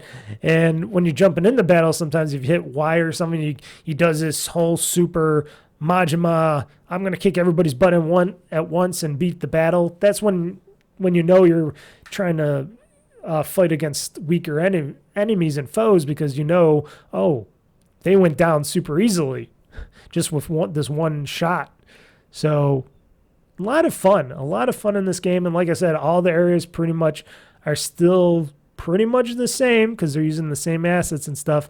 And you can tell that they're using a lot of the same assets because they forgot to do some things. I think they forgot to do some things, or they just maybe they wanted to see if people would catch them on this. But once you're doing the aloha calls, because they got the whole app again where you just do the alohas and you make friends with everybody and all that. When you're doing that with Majima, it sounds a lot like Ichiban. So you're doing aloha and stuff, and it sounds like Ichiban's voice, not Majima's voice. So apparently when he does hello, aloha, stuff like that, they did not change the audio. And I don't know if that was by mistake or if they just wanted to leave it in there to see if people would find out about it. But it's not Majima saying that. It is Ichiban saying it. And every time I hear that, I'm like, wait a second, why does this sound like Ichiban? Why does this not sound like Majima? It sounds like Ichiban all the time. Hello, aloha. Which I can understand. They're cranking these games out left and right so quickly, so fast with these Yakuza games. They're coming out, so far they've been coming out with one every year. I don't know if they're going to come out with one next year. I would hope. I don't want to say I hope they don't come out with one next year, but I would like them to maybe slow it down a bit because I don't want them to saturate the whole, Yakuza verse on everybody, because people will eventually get tired of playing these games, even though you got one's a turn-based strategy game, one's a regular battle beat 'em up type of game. Once people keep playing the same thing over and over again, I think people will get a little tired of the franchise and maybe stray away from it. So far, I'm not. I'm just having fun with each and every different stupid, crazy side story and stuff and game that they create. But I would understand it if people just said, too much of this, too much of that. But it is fun. It is a great game. I got it for like half the price or so. I think they're charging, $50 for it or something. Plus with sales tax and stuff, it's probably almost $60. I paid like half that because I had like a $35, $40 gift card for the game. Because, of course, Microsoft rewards points, folks. That's why I'm very big on those Microsoft reward points, because they earn me discounts on my games and stuff like that. So I cashed those points in for Microsoft for Xbox gift card points or gift cards, and I got a bunch of money off this game, and it's worth every penny that I paid for it. And of course, even though I bought the PC version, I can play it on Xbox or whatever, but mostly I'm going to just play on my PC and ROG Ally. It runs great on the ROG Ally because I tested it out. Of course, it's going to run, because their engine always runs great on the ROG Ally, the Ryogoku engine, or whatever they call it. They probably call it the Yakuza engine, but it runs great on my ROG Ally. Unlike Avowed, which it uses the Unreal 5 engine, which I still think the Unreal 5 engine's a little hefty for portable devices and stuff, and that it's not optimized for that kind of stuff yet, or they're still working on it or whatnot. I don't know what it is, but for this game, being what it looks like, because Like a Dragon, Pirate Yakuza, just like Infinite Wealth, looks amazing. The whole scene, the whole world's Honolulu, everything looks very bright, beautiful, amazing. It does have its glitches here and there, like the whole aloha and hello thing, and also the car thing, the car disappearance thing, or mostly the trolleys. The cars do it too, but the trolley was the biggest thing. And I was showing that in my last stream where I was going down the street, and it was one of those trolley cars coming down the street, one of those trolley vehicles, and I was at the corner of the street when the trolley was coming up to the walkway, and it just keeps disappearing, and it keeps coming back and it disappears. It keeps coming back and it disappears right in front of me. I'm like, what the fuck is going on here? They couldn't have it so that the animation could keep going down the street far enough where you can't see it anymore and then disappear when it's out of your visual sight? No, they do not. It just comes and appears and it goes boop, and it goes boop and boop. When other cars, you'll watch the other cars and stuff, they'll keep going and they'll go down far down the street, and then eventually they'll see them go poop, but it's way farther down the street. The trolleys, no, they did not make them. They made them go poop. They made them go poof. I said poop all the time. Yeah, it is kind of poop, but they made them go poof way too early, I think, in their animation scheme. So maybe they should tweak that stuff a little bit. But otherwise, it makes it for a funny thing. It makes it for a funny adventure. I haven't got hit by one of the cars yet. I'm pretty sure you could probably get run over by a car, because why not? If you're crossing the street, the busy street, and the cars are whipping by. I was thankfully lucky not enough to not get hit by one of the cars yet, but I'm sure that could happen eventually, or will happen eventually. But the world looks so good, the sand, everything else. I wish they did a little bit better with the sand animation, like instead of having a poof of sand come up when you're walking on it, maybe getting some indents and stuff like in it to make some better sand tech, but that's okay. It's a world you do not notice that stuff too much, but I was just looking around to see what its limitations were, and it's the same as like Infinite Wealth, because like I said, same assets and stuff, the ocean, all that. I was looking at the sky and watching the sunset and stuff, and it looked pretty cool. It is a fun game, and the battles and meeting everybody again and doing the aloha thing and running the segways and doing all this stuff. It's going to be a fun adventure. I know it. And I'm going to do some grinding on the sides because, I want to stick with the main story for my streams. And then on the sides during the week, I will do side quests and missions. I'll do, like today, I'm going to do a lot of the, probably after I get this podcast done and edited and all that, I want to do a lot of the, the bounties. I want to get the bounties so I could get the money. I want to find some more crew members. Just get all that good and going. So when Friday comes around this week, I'll have something to play. I'll be like, oh, we can continue on with the story a bit and not just see me going around town again in the same place. Because everybody knows if you've seen Like a Dragon Infinite Wealth or you played it, you already know everything about this areas. So I want people to just see me play more of the story and go further into the story of Yakuza, like a pirate Yakuza in Hawaii. So that is my take on it. And you can, like I said, you can get this game on everything it's available for our PlayStation 4, 5, Windows, Xbox One, Xbox Series X and S. Maybe eventually the Switch 2. When it comes out, you never know. Maybe there'll be one of those games, because they did put a Yakuza games on the original Switch already. So maybe this one will be on the Switch 2 or something with like Infinite Wealth. Never know. That'd be pretty cool when it comes out to have that on there. But it's on basically everything from new and old. So they're going to be making money no matter what, because they're providing. Because when they say Xbox One and Series X and S and PS4 and 5 and stuff, and I'm surprised they didn't do PS3, but I guess nobody makes games for PS3 or 360. But it's on every modern console and stuff like that. So you don't have to worry about if your console's a little older and newer, you'll be able to play this game. And if you got a PC or ROG Ally, you're golden. You're golden, folks. You don't have to worry about that. So it's been really fun. I cannot wait to see what goes on in the future. With the pirate, Madlantis Pirate Island and stuff, and see what happens there with the big baddie, which is going to be this woman, which I forgot to mention. The woman, she's the leader of the pirate island. Her name is. Hold on. Sorry. Where is it? Where is it?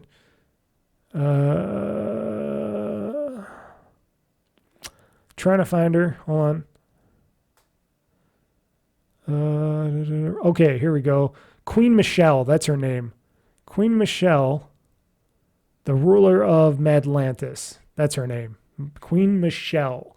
When we run into her and do the whole thing on that, that'll be interesting. I'm very interested in this. I think it is perfect for this game and everything to make Majima, which we never really played as Majima. We haven't played it as Goro Majima since the original Yakuza 0 and stuff like that. We really have not been playing as Goro Majima ever in any games. I think we played a little bit of him with, I think one of the games, I don't know. No, I think it was mostly Sejiwa and all the rest of the characters we played him with once, but we really haven't. We only had him as like a secondary character in all the games. And then eventually he was less and less in the game, in the Yakuza games. And as one of the loyalists to Goro Majima, I was always like, okay, we got Kiryu on all these games, but I really would love Goro Majima to come back because he's crazy. He's awesome. He needs his own game. And then now finally they got a game just for him because, like I said, he looks like a pirate already, even though he's a Yakuza. He's already got the eye patch. He's already got the look. He looks more pirate than anybody, so why not make him a pirate? And they did. And I got to say, for those people at Ubisoft that make those pirate games like Skull and Bones and stuff that aren't doing so well, here's another example of a great pirate game on top of the one from Rare. What is that called? Oh, shit. I forgot what that was called. That was, what's that pirate game from Rare? Oh, shit. I got to look it up before I bust a blood vessel or something. Rare's pirate game. And I know it's on the tip of my tongue. I do know what it is. Of course. Oh, Sea of Thieves. There we go. Whew. Sea of Thieves. There we go. Yes. So Sea of Thieves I hear is pretty good. But this pirate game, because the only ocean-based pirate-ish type of game that they did okay on Ubisoft was probably in Odyssey, Assassin's Creed Odyssey, when you're able to go out there with Cassandra and stuff and you do the ship-to-ship battles and stuff, which I really loved. And this, like I said, like a Dragon Pirate Yakuza in Hawaii, takes that even further. Because even in this ocean, you can go through the ocean. You can collect items in the ocean and stuff. They got crates of stuff. They got components. They got stuff. You got these whirlwind things where you can go through them, and they make your pirate ship go faster through them. You got hazards like when it could start to rain and storm. It could have water spouts going around. You got other pirate ships that want to fight you, and you shoot them and sink them, or you could board them and all that. It is good times in this game. Or, like I said, you can just be on Honolulu, Hawaii and have fun on that all the time, all day and night. So, and then, of course, they got other islands where you can go and find pirate treasure. So, even more stuff in this game. There's just so much going on in this game. People say, oh, yeah, this game is going to be a smaller game. Some people are saying this is a smaller game with stuff going on. I'm like, what are you talking about? Everything is a level up. Everything. Like, if you want to level up Goro Majima, which you can again, and you can do it with money, because you can level up your character with money and stuff like that. Everything takes money. The ship's going to take money to upgrade and fix and do all that. Your character's going to take money and all that to upgrade and with. And what else? There was other stuff. Money is the biggest thing you're going to need in this game to do a lot of stuff. And when I noticed that, I'm like, shit, this is going to be a lot. I'm hoping there's going to be some stuff where I can do, even if it's the Madlantis fights or whatever. I'm hoping there's going to be some stuff that brings them some serious cash and stuff. And, going to loot in pirate islands and coves and stuff and get those treasures, sure. But there's got to be more to it because it's going to be a long game to me. I don't know. I'm going to be doing a lot of side grinding sessions and stuff. Not that I'm bitter about it. I'm not, because it's going to be fun. Because I don't mind going on doing the side missions and having fun doing the bounties and stuff and just keeping the game as the game for progression with my streams and stuff for people, because that's how I like to do it. That's how I like to entertain. But I think there's a lot going on in this game. I think this is a game well worth its $50 price tag. So far, we'll see. Maybe my mind can be changed, but I have never. I think the weakest Yakuza games that I ever played were probably Yakuza, like 3, 4, and 5. In the middle there, maybe just 4 and 5. 3 was okay, but they dumbed down everything. They got really like you noticed the cheapness in 3, that it looked so cheap and cheesy in 3, even when you're playing it. But I think 4 and 5, maybe more so 4 or 5, I forgot. I think 5 is the one where you play as Hiroka, her character most of the time, and you're mostly just doing the stupid dance studio stuff and all that stuff. I didn't really care for that, but I think also 4 was kind of a little sleepy-ish, because it's just a lot of things that I just didn't, matter as much. I don't know. Those could be the least ones. I still like them, but they were probably my least favorite Yakuza games in the series. Otherwise, I love 0. I love Kiwami 1 and 2. I love 6. 6 is really good.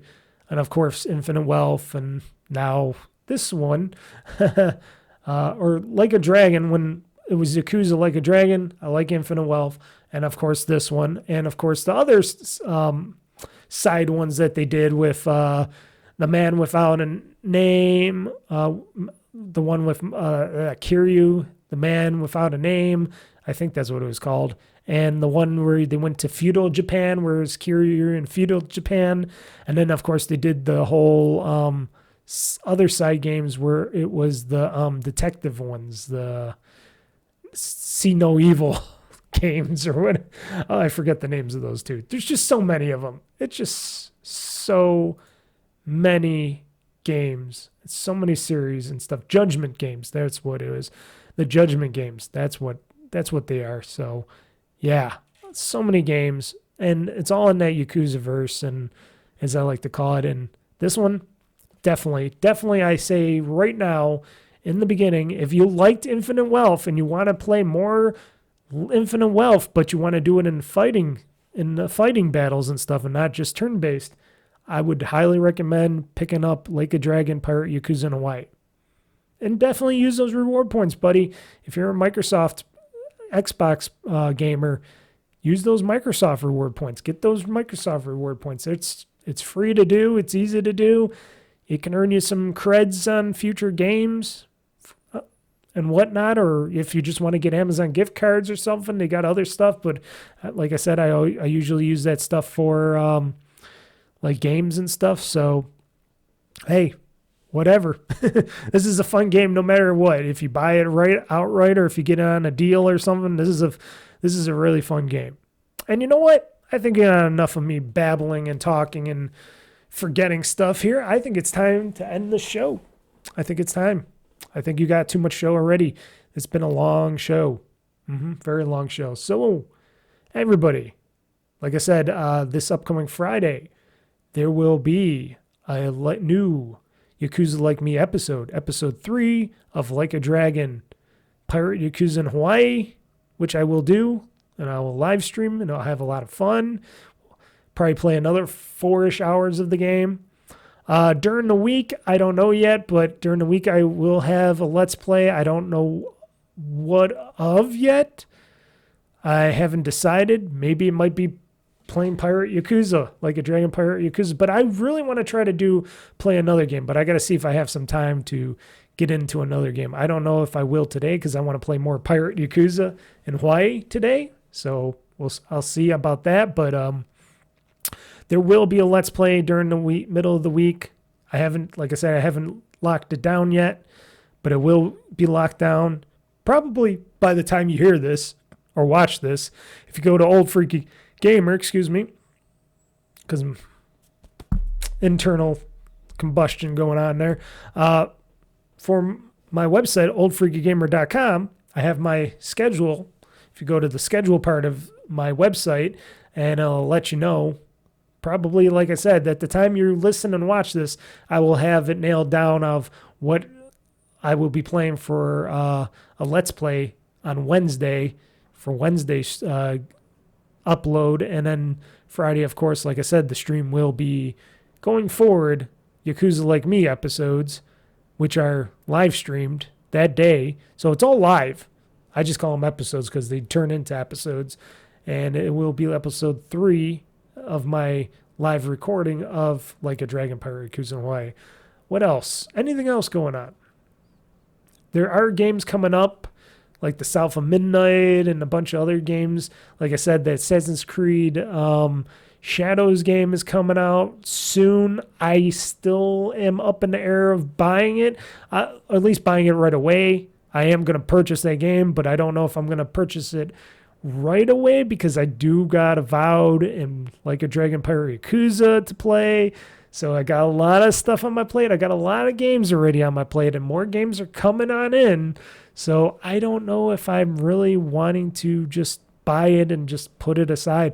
I think I might wait on that game. And I hate to say that for Ubisoft, but there's just so many good games out there that I want to play and that I got to play first that I don't know if I have to wait. It's not like I got an infinite amount of time and money to be playing everything. I wish I did, but I don't.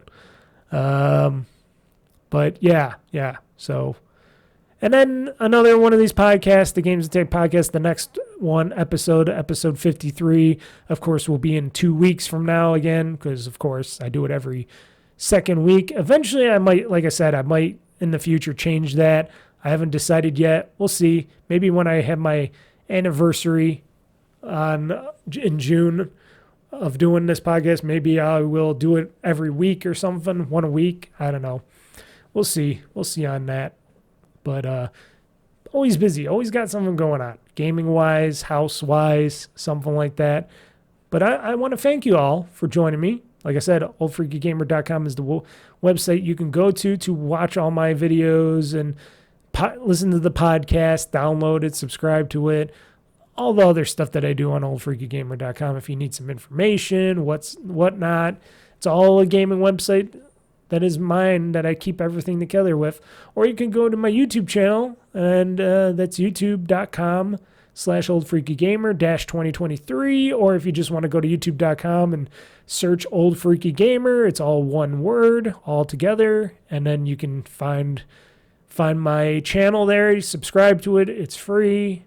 And I post a lot of videos every week. I post at least 2 a week, give or take.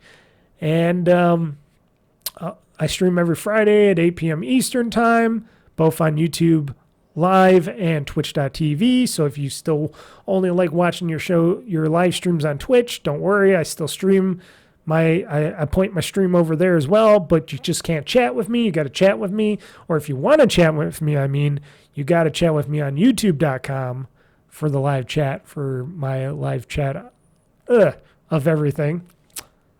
So, until next time, folks, I'm going to end this with this cool music and saying, everybody, game on, game hard, world conquest. I am Mr. Mike, and the show is now going to be game over, but I said that wrong. So it's game on, game hard, world conquest. I'm pushing this gaming button, and this show is now game over. And yes, this is the next day, even though I still feel like I'm a little sleepy because it's the weekend. So everybody, till next time, aloha and peace.